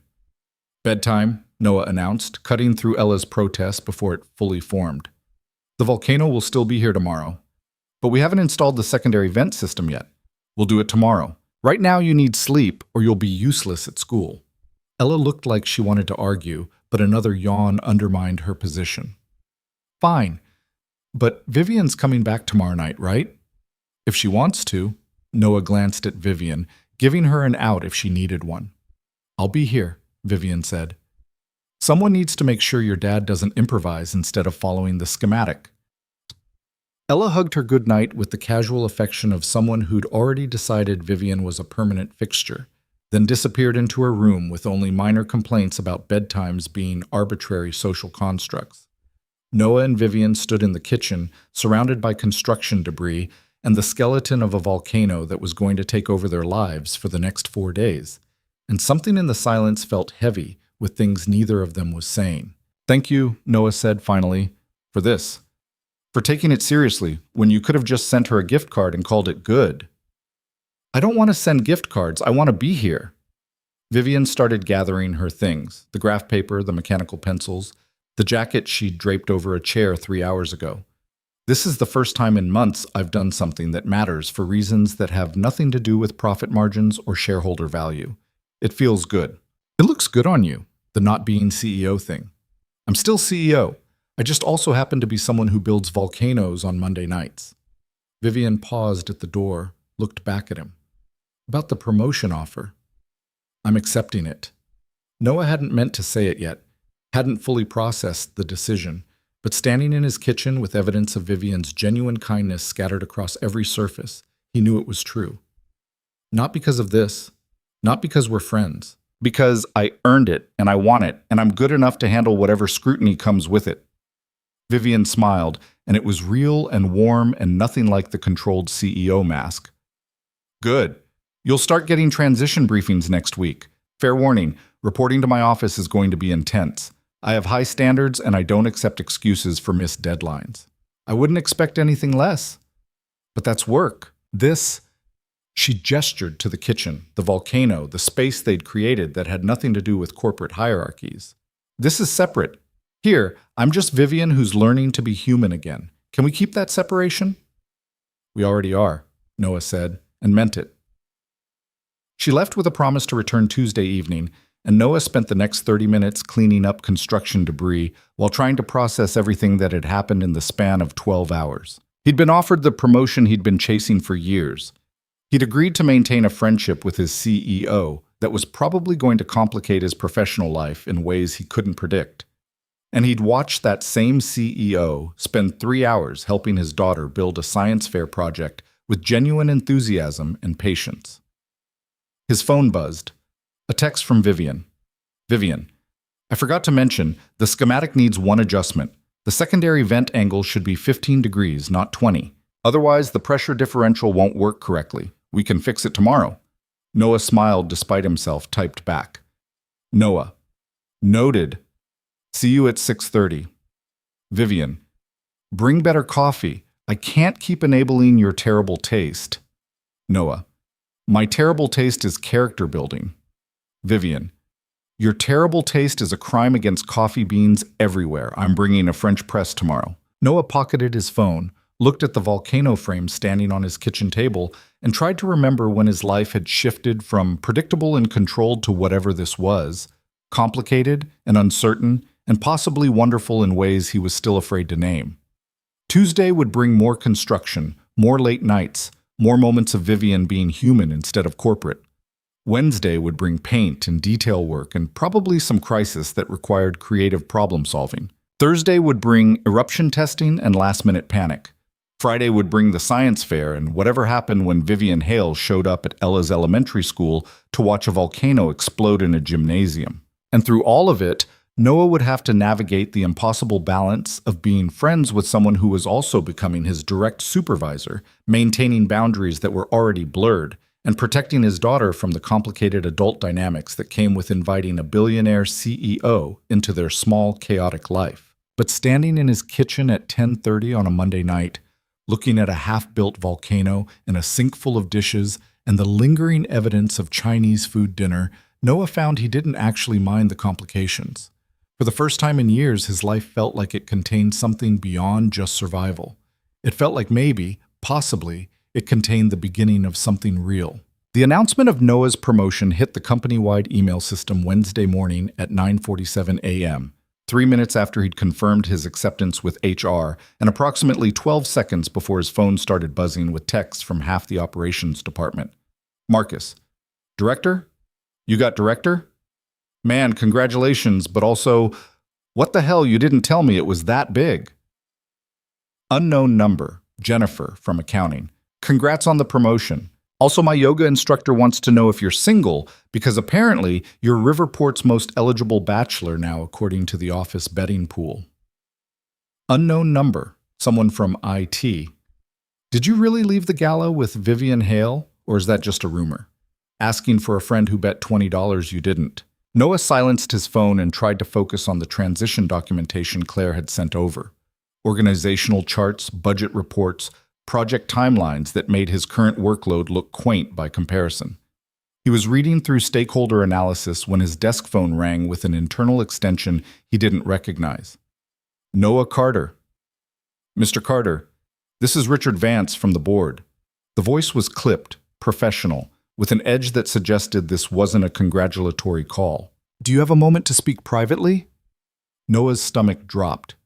Richard Vance was the board member who'd reportedly pushed hardest for Derek Hale's seat after the divorce, the one who'd spent 6 months trying to convince shareholders that Vivian was too emotionally compromised to lead effectively. If he was calling personally, it wasn't to offer congratulations. Of course. Should I come to your office? That won't be necessary. I just wanted to express the board's enthusiasm about your promotion. The words were correct, but the tone was completely wrong. Director of Operational Innovation is a significant position. We're all very interested in seeing how Ms. Hale's new organizational structure performs. I appreciate the confidence. Though I have to admit the timing is somewhat unusual. A promotion announced less than a week after you were seen leaving the charity gala with Miss Hale, and just days after she was photographed outside your apartment building. A pause, deliberate and weighted. I'm sure you can understand why some members of the board might have questions about the optics. There it was. The implication wrapped in professional concern. The suggestion that Noah's promotion was anything other than merit-based. Noah felt anger spike hot in his chest, but he kept his voice level. Mr. Vance, I can assure you this promotion is based entirely on my work performance. The Phoenix Project results speak for themselves. I'm sure they do. Nevertheless, perception matters in corporate environments. I trust you'll be mindful of that going forward. Another pause. And perhaps it would be wise to maintain appropriate professional distance from Ms. Hale, for both your sakes. The line went dead before Noah could respond, leaving him staring at his desk phone and trying to process what had just happened. It wasn't quite a threat. Too polite for that, too carefully worded to be actionable. But it was definitely a warning shot, a reminder that people were watching, judging, waiting for him to confirm their worst assumptions about how he'd earned this position. His cell phone buzzed again, Vivian this time. Vivian, Vance just called you, didn't he? Noah, how did you know? Vivian, because he called me right after the announcement went out, expressing his concerns about my judgment in promoting someone I have a personal relationship with. I told him to review your performance metrics and then apologize for the implication. Noah, did he apologize? Vivian, he hung up, same result. Noah wanted to laugh but couldn't quite manage it. Instead he typed back, this is going to be worse than we thought. Vivian, probably. Can you handle it? Noah, don't have much choice. Vivian, you always have a choice. If this becomes too much, if the scrutiny or the rumors make your life impossible, you can walk away. I'll write you a recommendation that gets you hired anywhere you want. Noah, I'm not walking away from a position I earned because other people have ugly minds. Vivian, good. See you at 6:30. We have a volcano to finish. Noah pocketed his phone and tried to return to the transition documentation, but concentration was impossible. Every notification, every glance from coworkers passing his cubicle, every whispered conversation that stopped when he got too close, All of it felt like evidence that his professional life was about to become exponentially more complicated than he'd anticipated.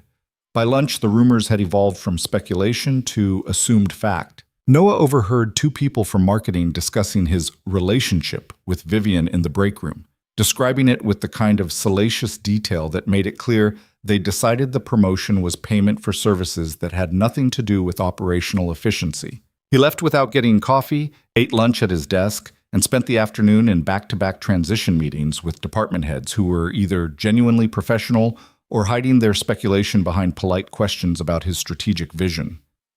At 5:30, Noah escaped to his car and sat in the parking lot for 5 minutes, just breathing, trying to shed the weight of other people's assumptions before he picked up Ella and returned to the part of his life that still made sense. Ella was in rare form when he collected her from aftercare, bouncing with energy about the volcano progress and completely oblivious to the professional chaos consuming Noah's day. Did Vivian text you the paint color codes? I was thinking about the mineral stratification patterns, and I want to make sure we get the iron oxide shading right, because that's what gives volcanic rock that reddish tint.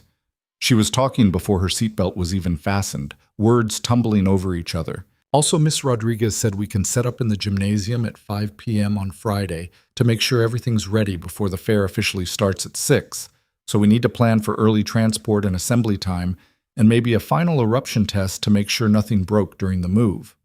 Breathe, Ella. I am breathing. I'm also planning. These are not mutually exclusive activities.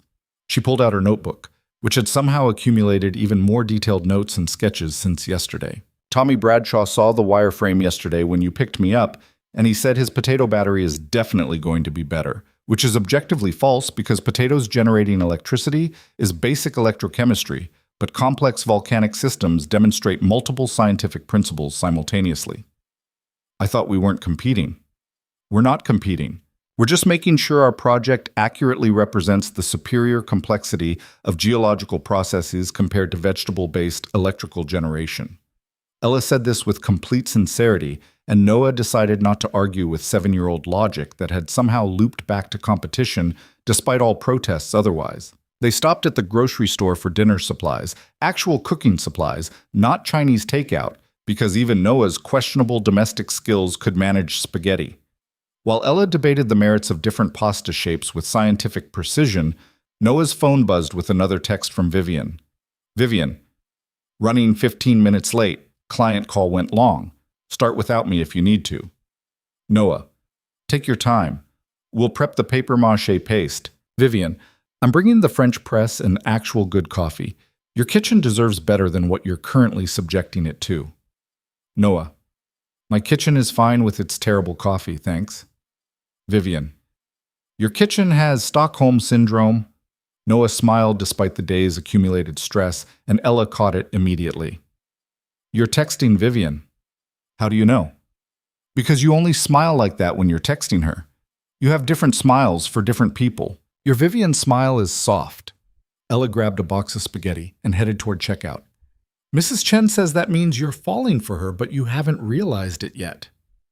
Mrs. Chen needs to stop psychoanalyzing my facial expressions. She's usually right, though. She predicted that Marcus would buy the Tesla 3 months before he did it, and she knew Mr. Patterson from 3C was going to move out because she saw him smile differently at his girlfriend. Ella looked at Noah with the devastating directness of children who hadn't learned to soften uncomfortable truths. So if Mrs. Chen says you're falling for Vivian, you probably are.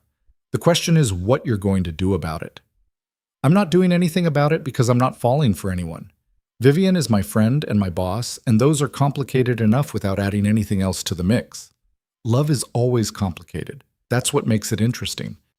Ella handed the spaghetti to the cashier with the air of someone who'd just won a debate. Also, you said boss, which means you accepted the promotion. When were you going to tell me? I was going to tell you tonight. After Vivian left or before? Does it matter? Kind of.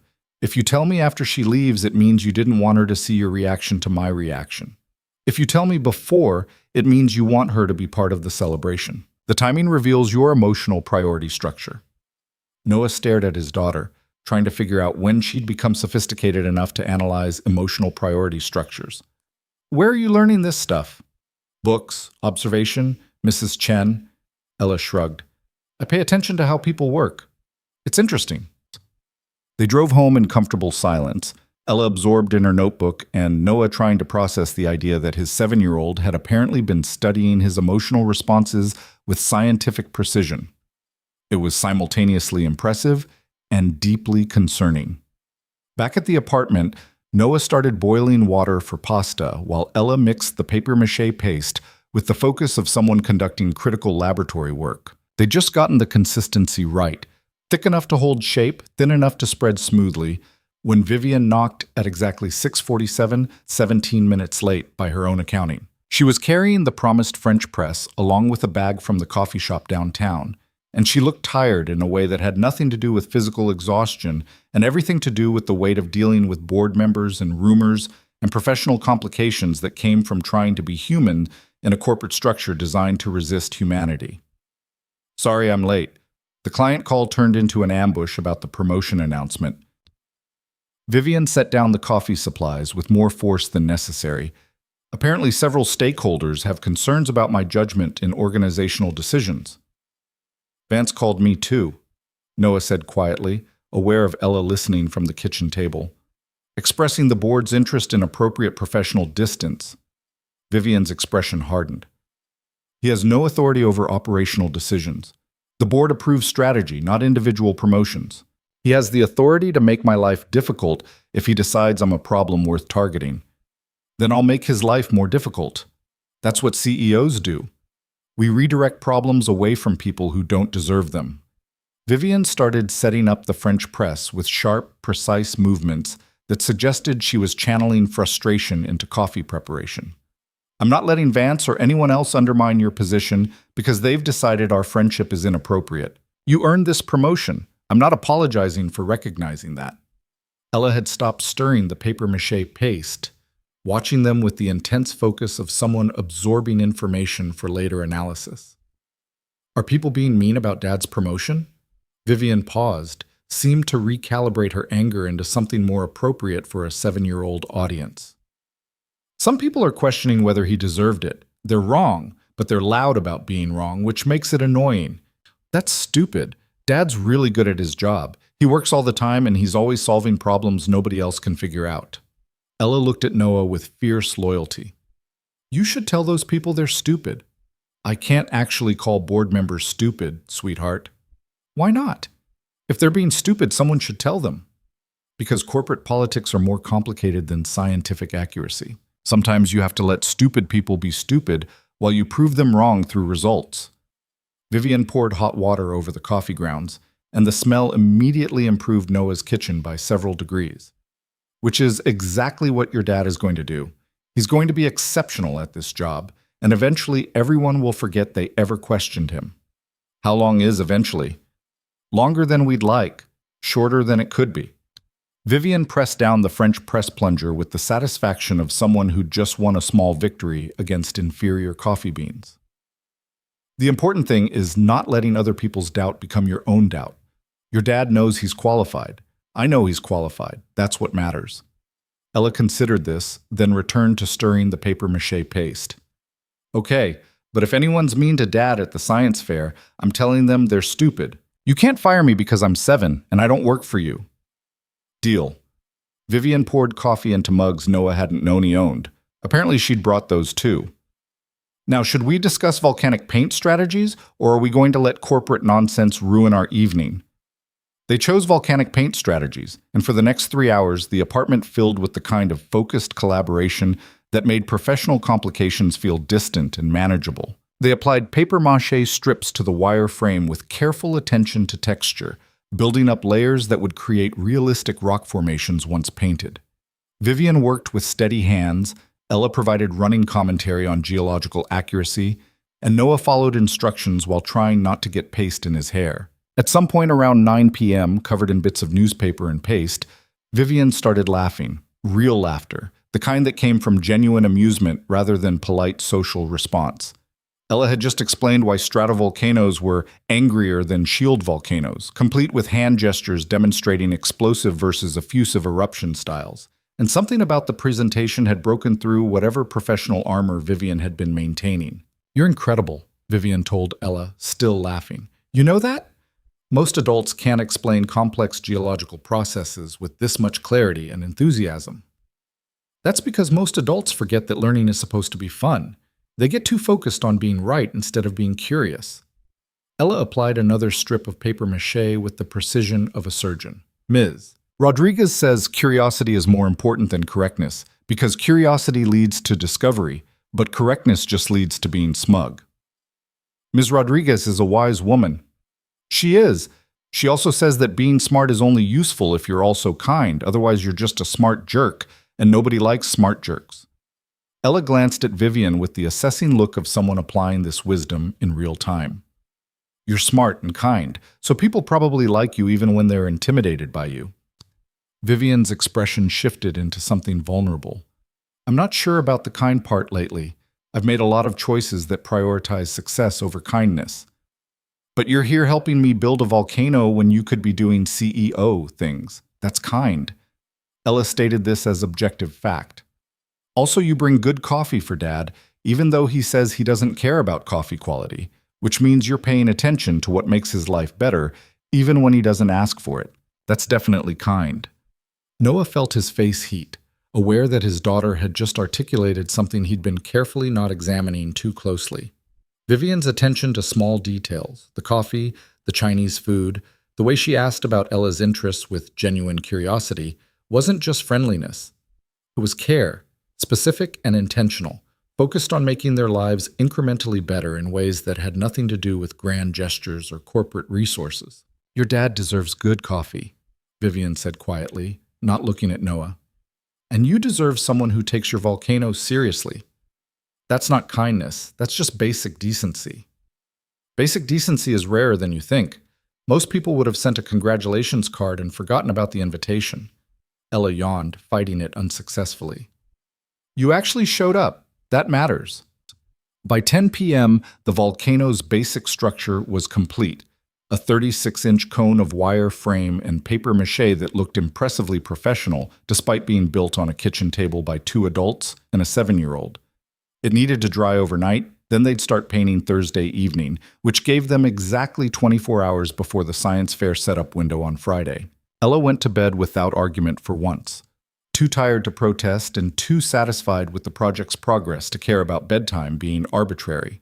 She hugged Vivian goodnight with the casual affection that suggested she'd already decided this was permanent, then disappeared into her room with a final reminder to let the papier-mâché dry completely or the paint wouldn't adhere properly. Noah and Vivian stood in the kitchen, surrounded by construction debris, and the smell of paste, and the silence felt heavier than it should have.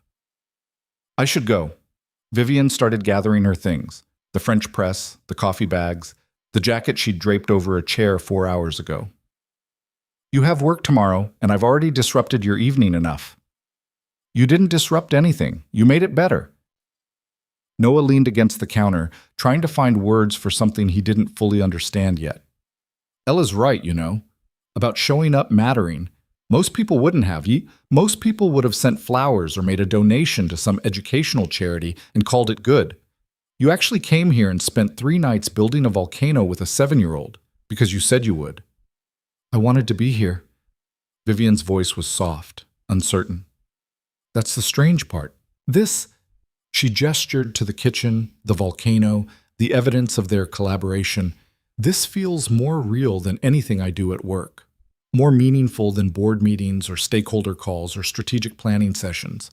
I'm building a science fair project, and it matters more to me than most of the things I'm supposedly responsible for. Maybe that's telling you something. Maybe it's telling me I'm having some kind of crisis and using your family as emotional refuge for my own disaster of a life. Vivian finally looked at him directly. Maybe I should be more careful about blurring these lines. About coming here and pretending I'm just a person helping with a volcano instead of your boss who's making your professional life complicated. Are you pretending? What?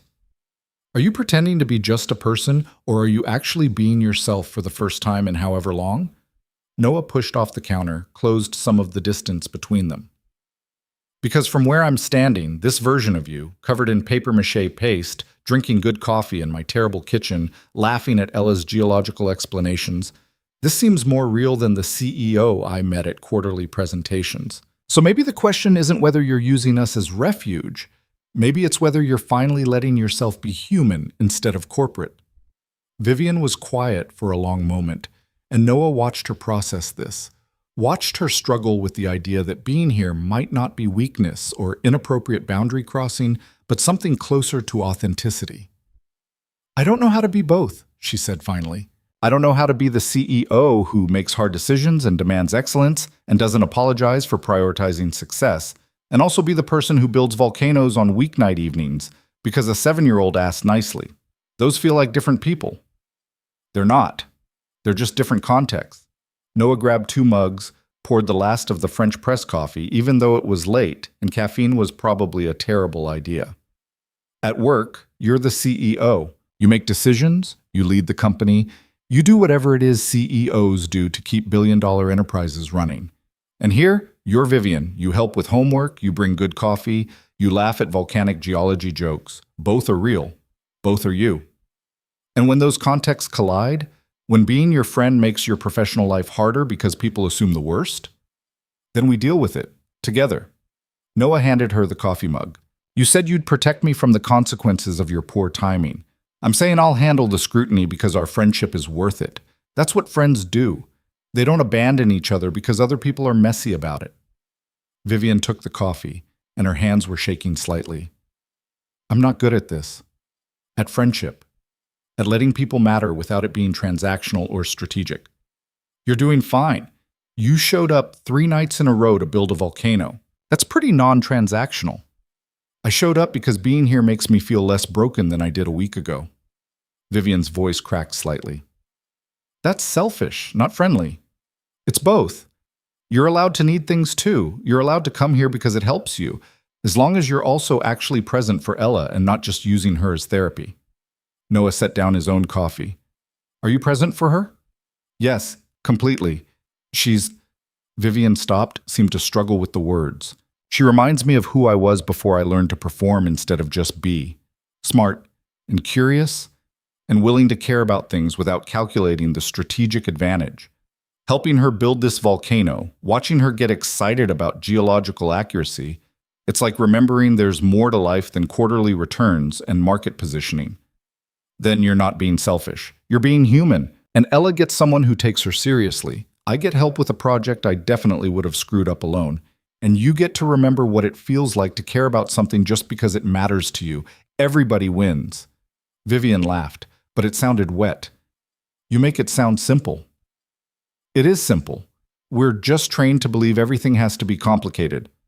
Noah picked up his coffee again, took a sip that was probably going to keep him awake until 2 a.m. The board can think whatever they want. Vance can express his concerns. The office rumors can get wilder.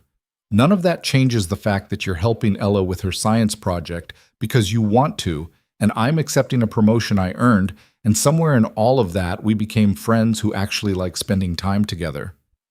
The timing is terrible, though. The timing is always terrible for everything that matters. If we wait for perfect timing, we'll wait forever. Noah set down his mug, leaned against the counter again. "So here's what we do. Tomorrow at work, we're professional. You're the CEO, I'm the new Director of Operational Innovation, and we maintain appropriate boundaries. Tomorrow night, you come back here and we paint a volcano with Ella because that's what we plan to do. Friday, you show up at the science fair because you told her you would. And somewhere in all of that, we figure out how to be both professional colleagues and actual friends, without letting other people's ugly assumptions dictate our choices." Vivian wiped at her eyes with the back of her hand, leaving a smear of papier-mâché paste across her cheek that she didn't seem to notice. "You're either very wise or very naive. I haven't decided which. Probably naive. But I'd rather be naive and genuine than strategic and hollow." Noah grabbed a dish towel, handed it to her. "You have paste on your face, by the way."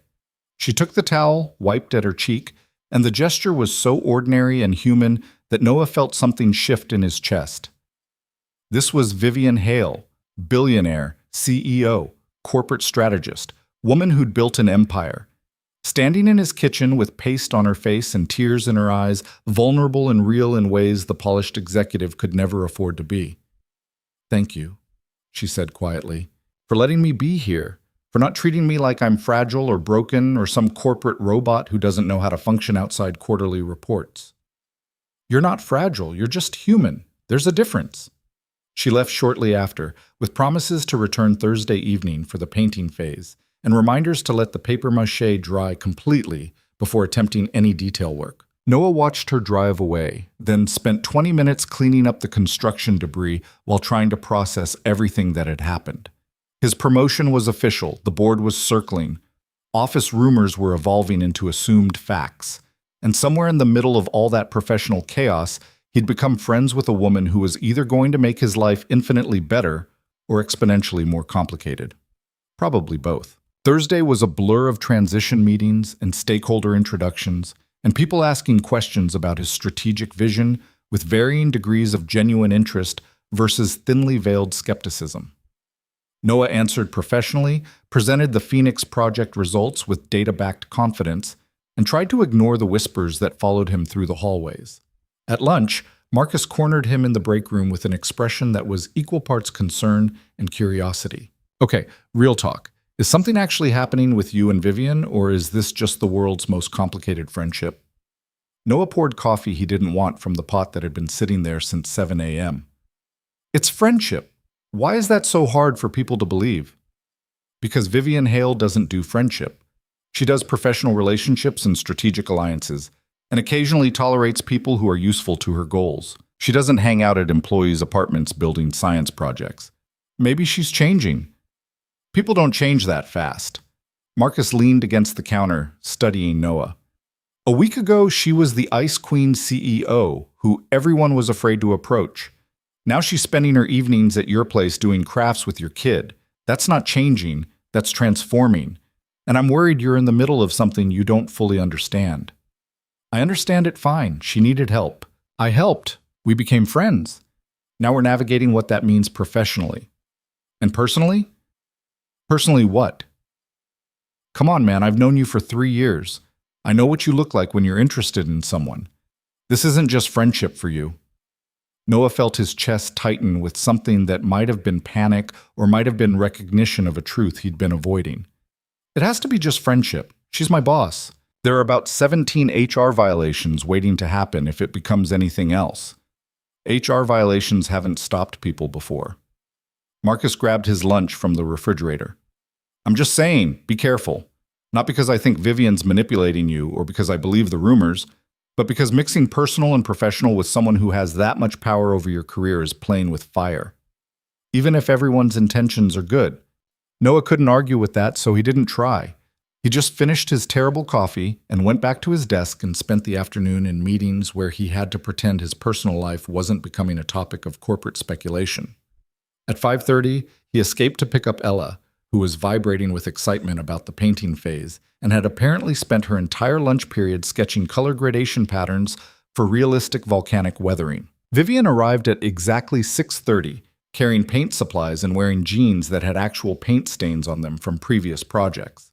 She looked less like a CEO and more like someone's cool art teacher, and Ella greeted her with a detailed presentation on mineral deposit coloration that lasted 15 minutes and covered everything from iron oxide to sulfur deposits. They painted for 3 hours, base coats in volcanic grays, accent colors for mineral variation, weathering effects that made the papier-mâché look like actual rock formation. Vivian worked with steady concentration, Ella provided scientific justification for every color choice, and Noah tried to follow their artistic direction without ruining the geological accuracy they'd worked so hard to achieve. At some point around 9 p.m., covered in paint and surrounded by the smell of drying acrylics, Ella made an announcement. I think this is the best thing I've ever made. She said it quietly, almost reverently, standing back to look at the volcano they'd built together. It was impressive, tall enough to be dramatic, detailed enough to be scientifically accurate, painted with enough care to look professional. More importantly, it was something Ella had genuinely learned from, something she'd poured her curiosity and intelligence into without worrying about competition or winning. It's exceptional, Vivian agreed. You should be proud. I am proud, but I'm also grateful. Ella looked at both of them. I couldn't have done this alone. Dad would have helped, but he would have just built a basic cone and called it good. You made it better by taking it seriously. by caring about the details and the accuracy and making sure it was something worth presenting. That's what collaboration is, Vivian said softly. Finding people who care about the same things you do and building something better together than any of you could alone. Ella nodded, satisfied with this answer, then went to clean paint off her hands before bed, which left Noah and Vivian alone in the kitchen, surrounded by evidence of their collaboration, and something in the silence felt significant. Tomorrow's the science fair, Noah said unnecessarily. I know. I cleared my schedule from 5 to 8. Vivian was cleaning paintbrushes with more focus than necessary. Unless you'd rather I didn't come. If having me there is going to make things awkward with the other parents, I want you there. Ella wants you there. That's what matters. Noah started helping with the brush cleaning. Though I should warn you, elementary school science fairs are chaos. Lots of children, lots of parents, lots of projects that are clearly built by adults pretending their kids did the work. Sounds exactly like corporate board meetings, actually. Lots of egos, lots of posturing, lots of people taking credit for work other people did. Vivian smiled. I think I can handle it. Just don't fire anyone if they're rude. You don't have jurisdiction over elementary school parents. I make no promises. They finished cleaning up, and Vivian left with reminders about Friday's timeline and transport logistics. Noah watched her go, then spent the next hour helping Ella pack supplies for tomorrow's setup, and trying not to think about Marcus's warning about mixing personal and professional with someone who had power over his career. But lying in bed later, staring at the ceiling while his brain refused to shut down, Noah couldn't escape the truth his friend had identified. This wasn't just friendship anymore, if it ever had been. Somewhere between the gala and the coffee shop and 3 nights of building volcanoes, something had shifted. Vivian mattered to him in ways that went beyond professional respect or casual friendship. And based on the way she'd looked at him tonight, covered in paint and laughing at Ella's mineral deposit explanations, he suspected he might matter to her too, which was exactly the kind of complication neither of them needed, wrapped around the kind of connection neither of them could deny, headed toward consequences Noah couldn't predict but knew with absolute certainty would change everything. Friday arrived with the kind of nervous energy that made Noah check his watch every 15 minutes, starting at noon. The volcano sat carefully wrapped in blankets in the back of his car. The eruption supplies were packed in a plastic bin that Ella had labeled volcanic materials, handle with care. And his daughter had been too excited to eat more than 3 bites of her lunch, according to the text from her teacher. Noah spent the day in back-to-back transition meetings, trying to focus on budget allocations and departmental restructuring while his brain kept drifting to the science fair setup at 5 p.m. and Vivian's promise to be there by 6:30. At 4:45, he packed up his laptop and headed out, ignoring the looks from people who definitely noticed he was leaving early on his second day as director. Ella was waiting by the school entrance when he pulled up, practically vibrating with anticipation and clutching her presentation note cards like they contained state secrets. We need to get there exactly at 5 because Ms. Rodriguez said the best table spots go first, and I want to be near the entrance where people will see the volcano immediately when they walk in. She was talking before her seatbelt was fastened, words tumbling out in a rush. Also, I brought the backup vinegar in case the eruption test doesn't work, and we need to recalibrate the chemical ratios. And I made extra note cards explaining the geological processes in case people have questions. You made extra note cards? 3 sets. 1 for basic explanation, 1 for intermediate detail, and 1 for advanced discussion if anyone actually knows about volcanic geology. Ella pulled out the note cards to show him, color-coded, laminated, organized with the precision of someone preparing a doctoral defense. I'm ready for any level of audience engagement. Noah looked at his 7-year-old daughter, at her fierce preparation and scientific enthusiasm, and felt a surge of pride so intense it was almost painful. You're incredible, you know that? I'm thorough, there's a difference. But Ella was smiling, the kind of genuine happiness that came from being completely absorbed in something she loved. Is Vivian still coming? She said she'd be here by 6:30. Good. I want her to see the final presentation, not just the construction phase. Ella clutched her note cards tighter. She helped make it better. She should see what it became. They arrived at Riverside Elementary at 4:58, joining the stream of students and parents hauling projects into the gymnasium. Inside was controlled chaos. Ms. Rodriguez directing traffic, tables being claimed with territorial intensity, Kids arguing about optimal positioning while parents tried to prevent structural collapse of various scientific endeavors. Ella claimed a table near the entrance with strategic precision, and they spent the next 45 minutes setting up the volcano, arranging the presentation materials, and doing a test eruption that worked perfectly and left a small puddle of red foam on the gymnasium floor that Noah had to clean up while Ella explained to a passing teacher that volcanic lava flows were notoriously difficult to contain. By 6:15, the gymnasium was filling with families, and Ella's volcano was attracting attention. The scale was impressive, taller than most projects, detailed enough to look professional, clearly the result of serious effort rather than last-minute panic. Parents stopped to read Ella's presentation boards, kids pointed and whispered, and Tommy Bradshaw walked past with his potato battery and an expression that suggested he was recalculating his competitive position. Noah was helping Ella arrange her backup supplies when he heard the murmur ripple through the crowd, that particular change in ambient noise that meant someone notable had entered the space. He looked up and saw Vivian standing in the gymnasium entrance, scanning the room with the slightly overwhelmed expression of someone who hadn't been inside an elementary school in decades. She dressed carefully, jeans and a simple blouse that were nice enough to be respectful, but casual enough not to stand out. Her hair pulled back in a ponytail that made her look younger, more approachable, but there was no hiding who she was. Even without the corporate armor, Vivian Hale carried herself with the kind of presence that made people notice, made them whisper to each other, and pull out phones to Google whether that was really the billionaire CEO at an elementary school science fair.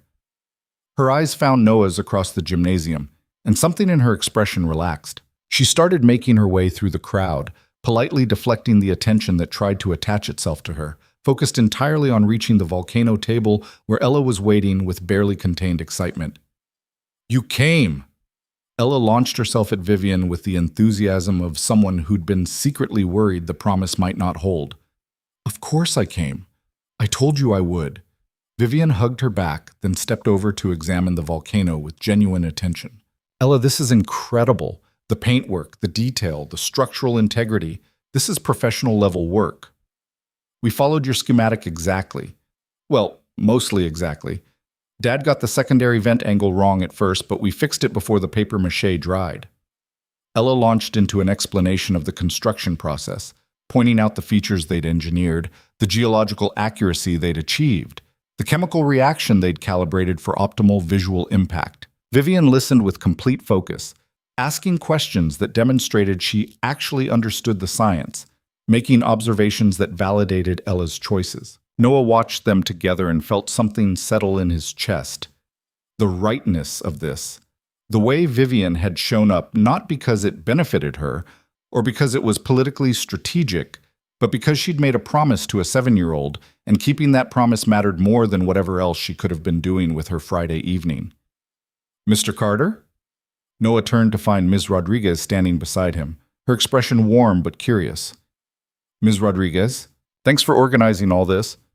It's my favorite event of the year, though I have to admit I'm surprised to see Vivian Hale at our science fair." She kept her voice low, but there was a question underneath the observation. Ella mentioned she'd been helping with the volcano project, but I assume that was childhood exaggeration. "No exaggeration. She's been helping all week."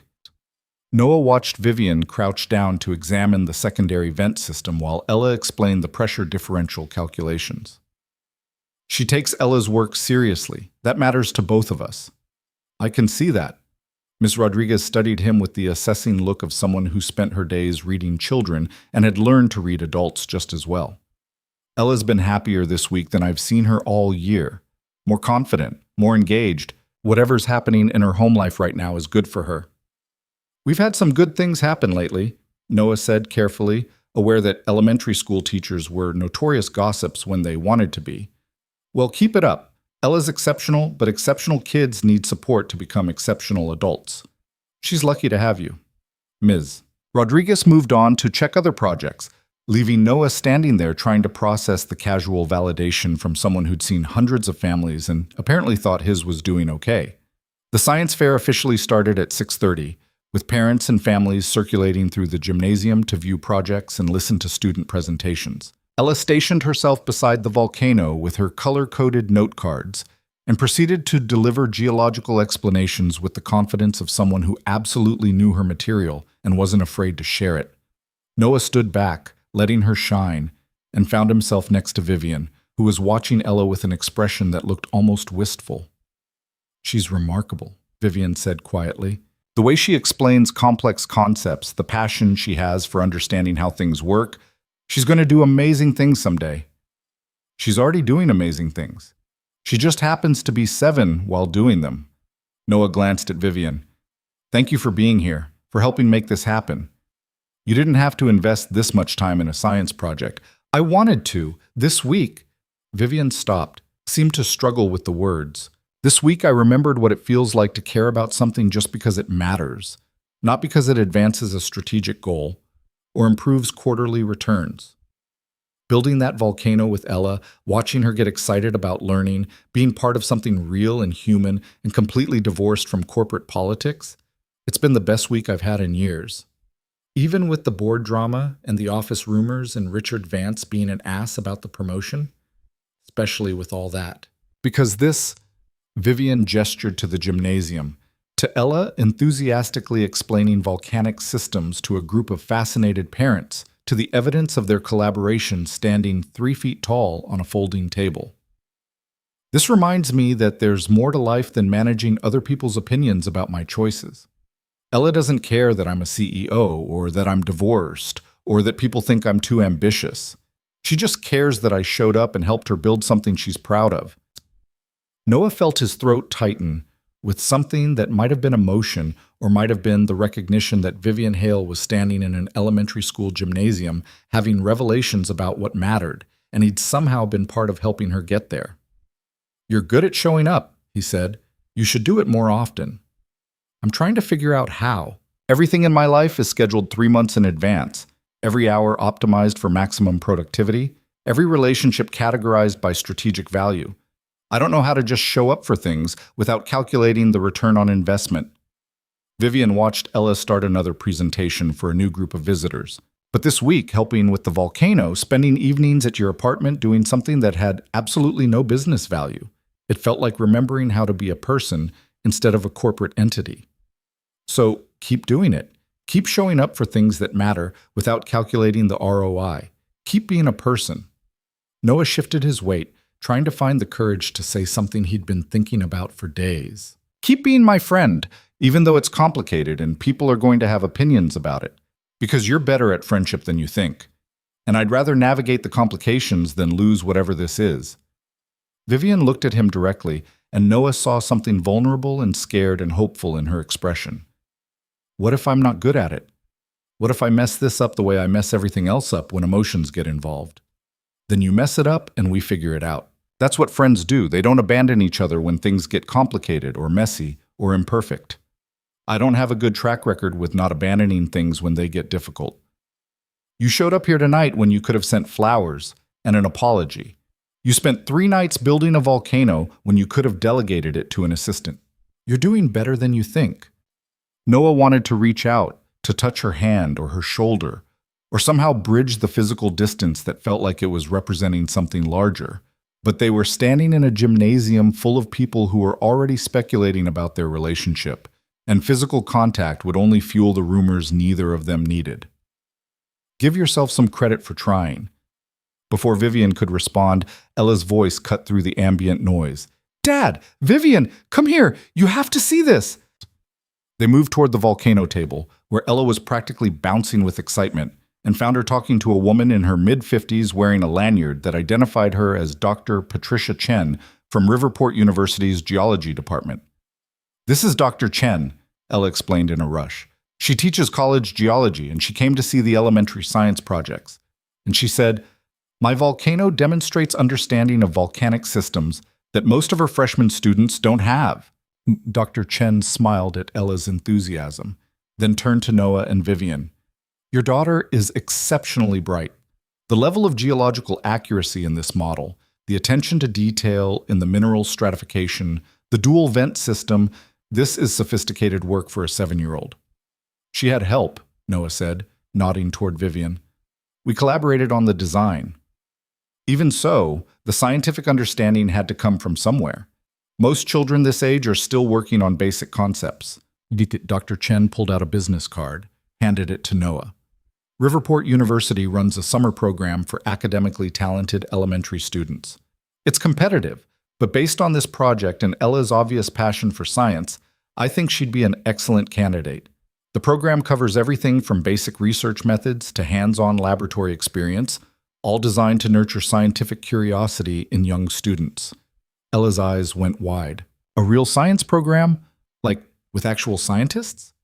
With actual scientists who teach university students but love working with bright kids who are curious about the world. Dr. Chen crouched down to Ella's level. Would you be interested in something like that? Yes, completely yes. Can I, Dad, please? Noah looked at the business card, trying not to think about program costs and summer childcare logistics and whether his new salary would stretch far enough to cover opportunities like this. Let me look into the details. But if it's something you want to do and we can make it work, then yes. Ella threw her arms around him, then around Vivian, then around Dr. Chen, who laughed and promised to send information about the program application process. She moved on to examine other projects, leaving them standing there with Ella vibrating with excitement about potential summer science programs and Noah trying to process how a week that started with a disastrous gala had led to this moment. The science fair continued around them, parents taking photos, kids explaining projects with varying degrees of accuracy, teachers circulating to offer encouragement and manage the chaos. At some point, Tommy Bradshaw walked past with his potato battery and grudgingly admitted that Ella's volcano was pretty cool, I guess, which Ella accepted as the concession it was. Around 7:30, Ms. Rodriguez announced that judging would begin shortly, and students should prepare for final presentations to the panel of teacher judges who would determine awards in various categories. Ella immediately launched into preparation mode, organizing her note cards, checking the eruption supplies, and practicing her opening statement with the intensity of someone preparing for a TED Talk. "You're going to be amazing," Vivian told her. "Just explain what you explained to Dr. Chen. Talk about why you chose volcanoes, what you learned building the model, and what you want people to understand about volcanic systems. The judges will love it. What if they ask questions I can't answer? Then you say, that's a great question, and I'd like to research it further. Scientists don't know everything. We just have to know how to find out what we don't know." Vivian squeezed Ella's shoulder gently. "You've got this." The judges came through. 3 teachers from the middle school who volunteered every year, armed with clipboards and scoring rubrics, and the kind of serious expressions that suggested they took elementary science very seriously. Ella delivered her presentation with confidence, explained the geological principles, demonstrated the dual vent eruption system, and answered questions about magma composition and volcanic hazard assessment with the poise of someone who'd spent the week living and breathing volcanic geology. When the judges moved on to the next project, Ella sagged slightly with relief. "How did I do?" "You were perfect," Noah said honestly. "Confident, knowledgeable, enthusiastic, everything a good science presentation should be. I messed up when they asked about pyroclastic flows. I said they were dangerous, but I forgot to explain the specific mechanisms of how they kill people. I don't think elementary science fair judges are expecting detailed explanations of lethal volcanic phenomena," Vivian said dryly. "You did beautifully." They waited while the judges completed their rounds, while the gymnasium gradually got louder with families chatting and kids comparing projects and parents making plans for after-fair ice cream. At 8:15, Miss Rodriguez gathered everyone for the awards ceremony, and Noah felt his stomach tighten with the old parental anxiety about watching your child potentially lose something they'd worked hard for. "Before we announce awards," Ms. Rodriguez said into the microphone with feedback that made everyone wince, "I want to remind everyone that the purpose of the science fair is learning, not winning. Every student here demonstrated curiosity, creativity, and scientific thinking. That's what matters most." Ella leaned closer to Noah. "She says that every year and then they still give awards that make some kids winners and some kids losers." "Cynical but accurate," Noah whispered back. Rodriguez started with the younger grades, kindergarten through second, announcing awards for most creative, best presentation, scientific accuracy. Kids walked up to receive certificates, parents applauded with the enthusiasm that suggested their child had just won a Nobel Prize, and the whole thing was exactly as chaotic and heartwarming as elementary school events always were. Then they moved to 3rd through 5th grade, Ella's category, and Noah felt Vivian tense slightly beside him, her hand finding his in the crowd and squeezing with a nervousness that suggested she was just as invested in this outcome as he was. 3rd place for scientific accuracy goes to Marcus Henderson for his water cycle demonstration, Ms. Rodriguez announced, and a boy walked up to collect his certificate while his parents took 17 photos. 2nd place for scientific accuracy goes to Jenny Liu for her crystal formation project. Ella's hand found Noah's other hand, squeezing hard enough to hurt. She'd said she wasn't competing, said she cared more about learning than winning, but standing here waiting to see if the judges recognized her work, Noah could feel how much she wanted this. And 1st place for scientific accuracy, as well as the judge's special award for exceptional scientific understanding, goes to Ella Carter for her dual-vent volcanic system demonstration. Ella's grip went from painful to crushing, and then she was moving toward the front, walking with as much dignity as a 7-year-old could muster, while internally screaming with excitement. She accepted the certificate and the special award ribbon with a smile so big it looked like it might split her face. And when she turned to walk back through the applause, her eyes went straight to Noah and Vivian, not to the crowd, not to her classmates, to the 2 people who'd spent a week helping her build something she was genuinely proud of, who'd taken her ideas seriously and treated her scientific curiosity like it mattered. She made her way back through the crowd, and Noah caught her in a hug that lifted her off the ground despite her insistence that she was too old for that kind of thing. "You did it," he said into her hair. "You absolutely crushed it." "We did it," Ella corrected, pulling back to look at him, and then at Vivian. "All 3 of us.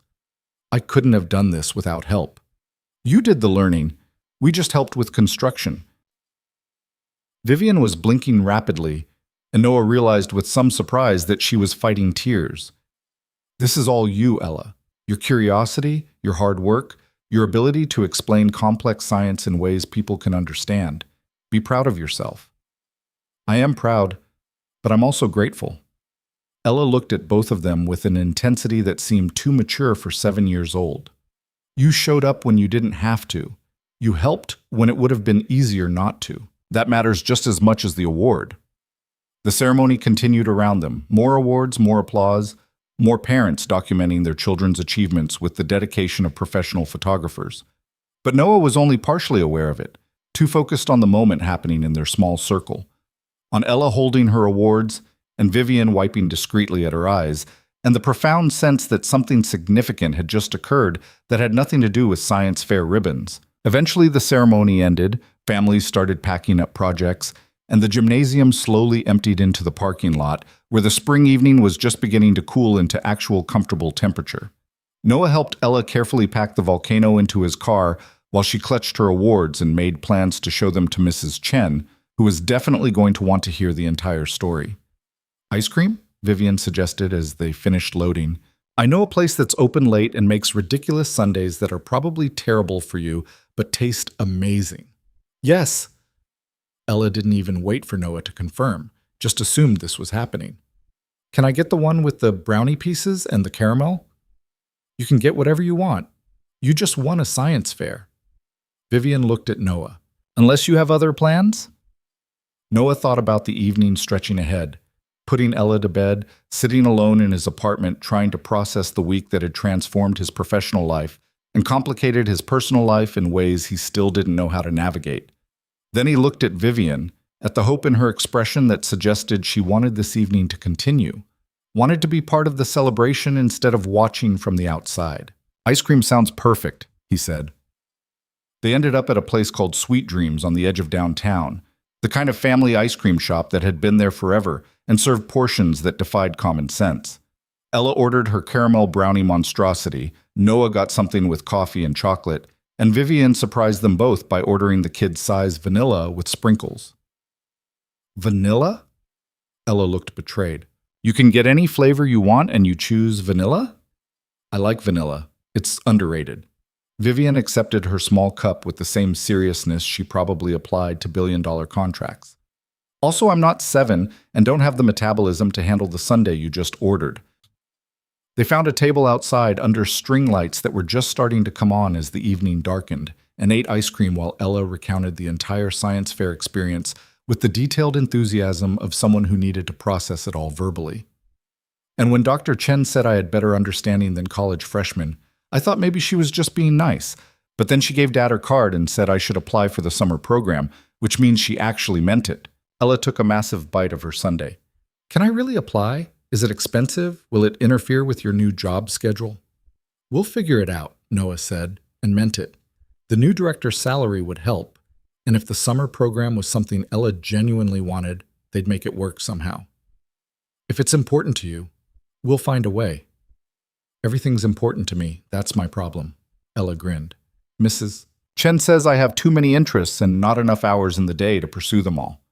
That's not a problem, that's being curious about the world. Vivian had barely touched her ice cream, just holding the cup and watching Ella with that same wistful expression from earlier. Don't ever apologize for wanting to learn everything. The world needs people who are curious about how things work. The world needs more people like you, Ella said with the blunt honesty of children everywhere. People who show up and help and don't make everything about competition or winning. You made the volcano better just by caring about it. Vivian's expression cracked slightly, and Noah saw her struggling with emotion she didn't quite know how to handle. You made my week better just by letting me be part of it, she said quietly. I came to your apartment feeling broken and lost, and you gave me a project that mattered for reasons that had nothing to do with money or status. That's a gift I don't know how to repay. You don't repay gifts. That's what makes them gifts. Ella said this like it was obvious. You showed up because you wanted to, not because you owed us anything. That's what friendship is. Your daughter is wise beyond her years, Vivian said to Noah. She gets it from Mrs. Chen. I'm just along for the ride. Noah finished his ice cream, trying to find the courage to say something he'd been thinking about since the gymnasium. Speaking of friendship, I know this week has been complicated with the promotion and the rumors and everything, but I want you to know that none of that changes the fact that I'm glad we're friends. Whatever navigating that looks like professionally, personally, I'm willing to figure it out because this, he gestured to the table, to Ella, to Vivian. This matters more than whatever the office gossips want to believe. Vivian set down her ice cream cup carefully, and Noah watched her process this, watched her struggle with vulnerability in a way that suggested she'd spent years building walls that were now being asked to come down. I haven't had real friends in a long time, she said finally. I have colleagues and strategic alliances and people who are useful to my goals, but actual friends who care about me as a person rather than as a CEO or a business contact or a means to advancement. I stopped believing those existed somewhere around the time I started prioritizing quarterly earnings over human connection. She looked at Noah directly. I don't want to lose this. I don't want to go back to that hollow corporate existence where everything is transactional and nothing is real. But I also don't know how to be both the CEO Arcadia Solutions needs and the person who shows up at science fairs. I'm afraid I'm going to mess this up the way I mess everything else up when emotions get involved. Then we'll deal with it when you mess up, because you will mess up and I'll mess up and we'll figure it out together because that's what actual friendship is.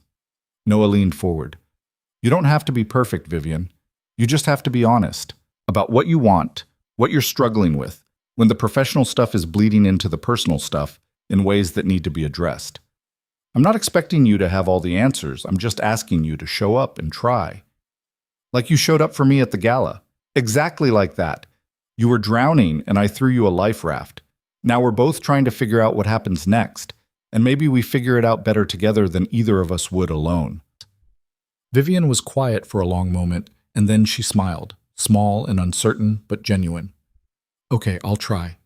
I'll show up and be honest and probably mess things up occasionally, but hopefully less catastrophically than I have in the past. That's all anyone can ask. Noah stood, started gathering their trash. Now we should probably get Ella home before the sugar crash hits and she becomes unbearable. I don't get sugar crashes, Ella protested around a mouthful of brownie. I get sugar-sustained energy that lasts for hours. You absolutely get sugar crashes, and you absolutely become unbearable. Noah ruffled her hair affectionately. Say thank you to Vivian for the ice cream. Thank you for the ice cream, and for helping with the volcano, and for showing up even though you didn't have to. Ella hugged Vivian with sticky hands and complete sincerity. You're my favorite adult who isn't related to me or legally required to care about my well-being. That's a very specific category, but I'm honored to win it. Vivian hugged her back, then looked at Noah over Ella's head with an expression that suggested she was filing this moment away in permanent memory.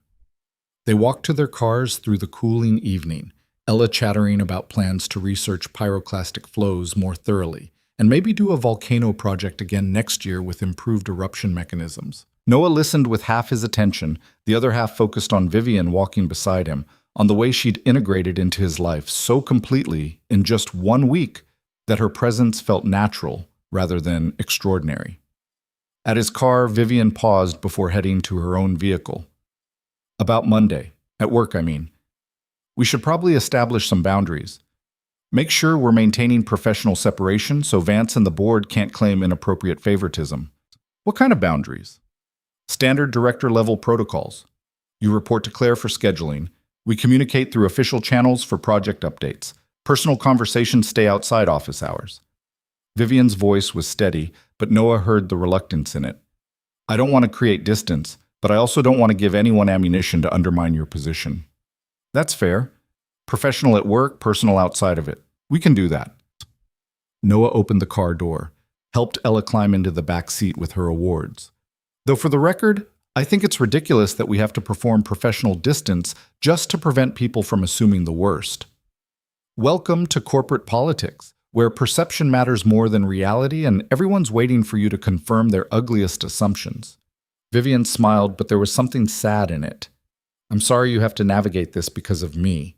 I'm navigating it because I accepted a promotion I earned and made a friend who matters to me. That's not your fault. Noah closed Ella's door, lowered his voice so his daughter couldn't hear through the window. And for the record, the ugliest assumptions people are making about us being involved or me sleeping my way into this promotion or whatever other creative narratives they're inventing, those are going to exist regardless of how careful we are. So we might as well be actual friends and deal with the fallout rather than perform distance that doesn't change anything. You're either very brave or very naive about office politics. Probably naive, but I'd rather be naive and genuine than strategic and hollow. Noah echoed his words from earlier in the week. You taught me that, actually, by showing up here tonight when it would have been easier to send congratulations from a safe distance. By spending a week building something that mattered just because it mattered, you're better at being genuine than you think. Vivian looked at him for a long moment, and Noah saw something shift in her expression. A decision being made, a wall coming down, a choice to trust something she'd stopped believing in somewhere along her path to corporate success. Breakfast tomorrow, she said suddenly. You and Ella. There's a diner I used to go to before I became too important for diners. They make pancakes that are probably terrible for you but taste amazing, and nobody there cares who I am because they've known me since before I was someone worth caring about. Would you want to come? Both of you? Noah felt his chest tighten with something that was definitely not just friendship anymore, if it ever had been. This was Vivian inviting them into a piece of her past, a part of her life that predated the CEO armor and the corporate strategy and all the walls she'd built to survive in a world that demanded perfection. We'd love to, he said honestly. What time? 9? That gives Ella time to sleep off the sugar high and me time to remember how to be a person who eats at diners instead of having breakfast meetings in conference rooms. 9 works. Text me the address. Vivian nodded, started to turn toward her car, then paused. Noah? Thank you. For everything this week, for helping me remember that there's more to life than quarterly returns and board politics, for being patient while I figured out how to be human again, for not taking advantage when I was vulnerable, and you could have. You don't have to thank me for basic decency. Maybe I do. Maybe basic decency is rarer than either of us want to believe. Vivian smiled, and this time it reached her eyes. I'll see you tomorrow morning. Tell Ella congratulations again on the win. She drove away, and Noah stood in the parking lot watching her taillights disappear, trying to process the week that had started with a charity gala disaster and ended with breakfast plans and science fair victories, and the strange, terrifying, wonderful feeling that his life was becoming something he hadn't planned for, but desperately wanted. Dad, are you coming, or are you just going to stand there staring at where Vivian's car used to be? Ella's voice came from inside the car, amused and knowing. I'm coming. Noah climbed into the driver's seat, started the engine. You like her, Ella said. Not a question, just an observation delivered with the certainty of someone who'd been watching carefully. Like, more than just friend-like. It's complicated. Love is always complicated. That's what makes it interesting. Ella repeated her wisdom from earlier in the week. The question is whether you're going to do something about it or just keep pretending it's friendship when it's clearly becoming something else. When did you become an expert on adult relationships? I pay attention. Also, Mrs. Chen has been married for 47 years, so she knows things. Ella yawned, the sugar crash starting to hit despite her earlier protests. I think Vivian likes you too, by the way. She looks at you the way people look at things they want to keep. Noah didn't know how to respond to that, so he just drove home through streets that felt different than they had a week ago. Everything felt different. His job, his future, his daughter's opportunities, the shape of his daily life that now included a billionaire CEO who built volcanoes and cried at ice cream shops and invited them to diners that knew her before she was important. They got home. Ella went through her bedtime routine with minimal complaints, and Noah tucked her in with her awards displayed carefully on her nightstand where she could see them first thing in the morning. Dad? Ella's voice was sleepy, drifting. Whatever happens with you and Vivian, whether it stays friendship or becomes something else, I'm glad she's in our lives. She makes things better just by being around.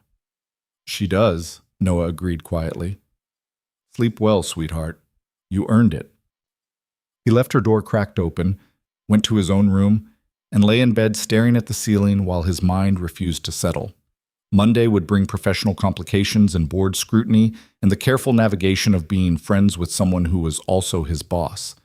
But tomorrow was Saturday, and Saturday meant pancakes at a diner with Vivian showing them a piece of her past, and somewhere in the gap between those two realities was the truth Noah had been avoiding. He was falling for her. Maybe had already fallen. And based on the way she'd looked at him tonight, the way she'd invited them into her history, the way she'd spent a week building volcanoes and crying at ice cream shops and remembering how to be human, she might be falling too. Which was terrifying and wonderful and completely impossible to predict the outcome of, but also somehow felt like the most honest thing that had happened to Noah in years. His phone buzzed. A text from Vivian. Vivian, thank you for tonight, for letting me be part of Ella's celebration, for not making me feel like an outsider trying to belong somewhere I don't fit. I haven't felt this much like myself in longer than I can remember. Noah stared at the message, at the vulnerability in it, at the admission that cost her something to send. He typed back carefully. Noah, you fit perfectly. You always did. We were just waiting for you to realize it. Vivian, I'm starting to. It's terrifying. Noah, most good things are. See you tomorrow at 9. Vivian, tomorrow at 9. Good night, Noah. Noah, good night, Vivian. He set down his phone, closed his eyes, and let himself imagine what tomorrow might bring, pancakes and conversation and maybe, possibly, the beginning of something that had nothing to do with corporate strategy or professional boundaries and everything to do with two broken people finding each other at exactly the right moment to help each other heal. Outside his window, Riverport settled into its Friday night rhythm. Somewhere in the city, Richard Vance was probably planning his next move against Noah's promotion. Somewhere, Derek Hale was living his new life with his young fiancée, oblivious to the fact that his ex-wife had spent the week building volcanoes and remembering what mattered. Somewhere, Dr. Chen was reviewing science fair projects and making notes about exceptional students who deserved opportunities. But in apartment 4B on Maple Street, Noah Carter was falling asleep thinking about pancakes and a woman who'd asked him to kiss her at a gala and got friendship instead. And somehow, that trade had turned into something infinitely more valuable than either of them had anticipated. The story wasn't over. Monday would bring new complications, new challenges, new moments where they'd have to choose between easy and right. But for tonight, with his daughter sleeping peacefully after her triumph, and a text from Vivian glowing on his phone screen and the possibility of tomorrow stretching ahead with all its terrifying, wonderful potential. For tonight, Noah let himself believe that choosing right over easy had been worth every complication. And somewhere across town, in a penthouse that still felt too empty, despite its 1,700 square feet, Vivian Hale was probably lying awake too, processing the week that had cracked her armor and reminded her that being human was worth the vulnerability, that showing up mattered more than strategic positioning, that sometimes the best things happened when you stopped performing and started being real. Tomorrow they'd have pancakes. Monday, they'd navigate corporate politics. Eventually, they'd have to address the truth that friendship was becoming something more, something neither of them had planned for, but both of them desperately wanted. But tonight, they'd both chosen honesty over performance, connection over isolation, and the fragile hope that maybe, just maybe, broken people could help each other become whole again. And in the end, that was enough.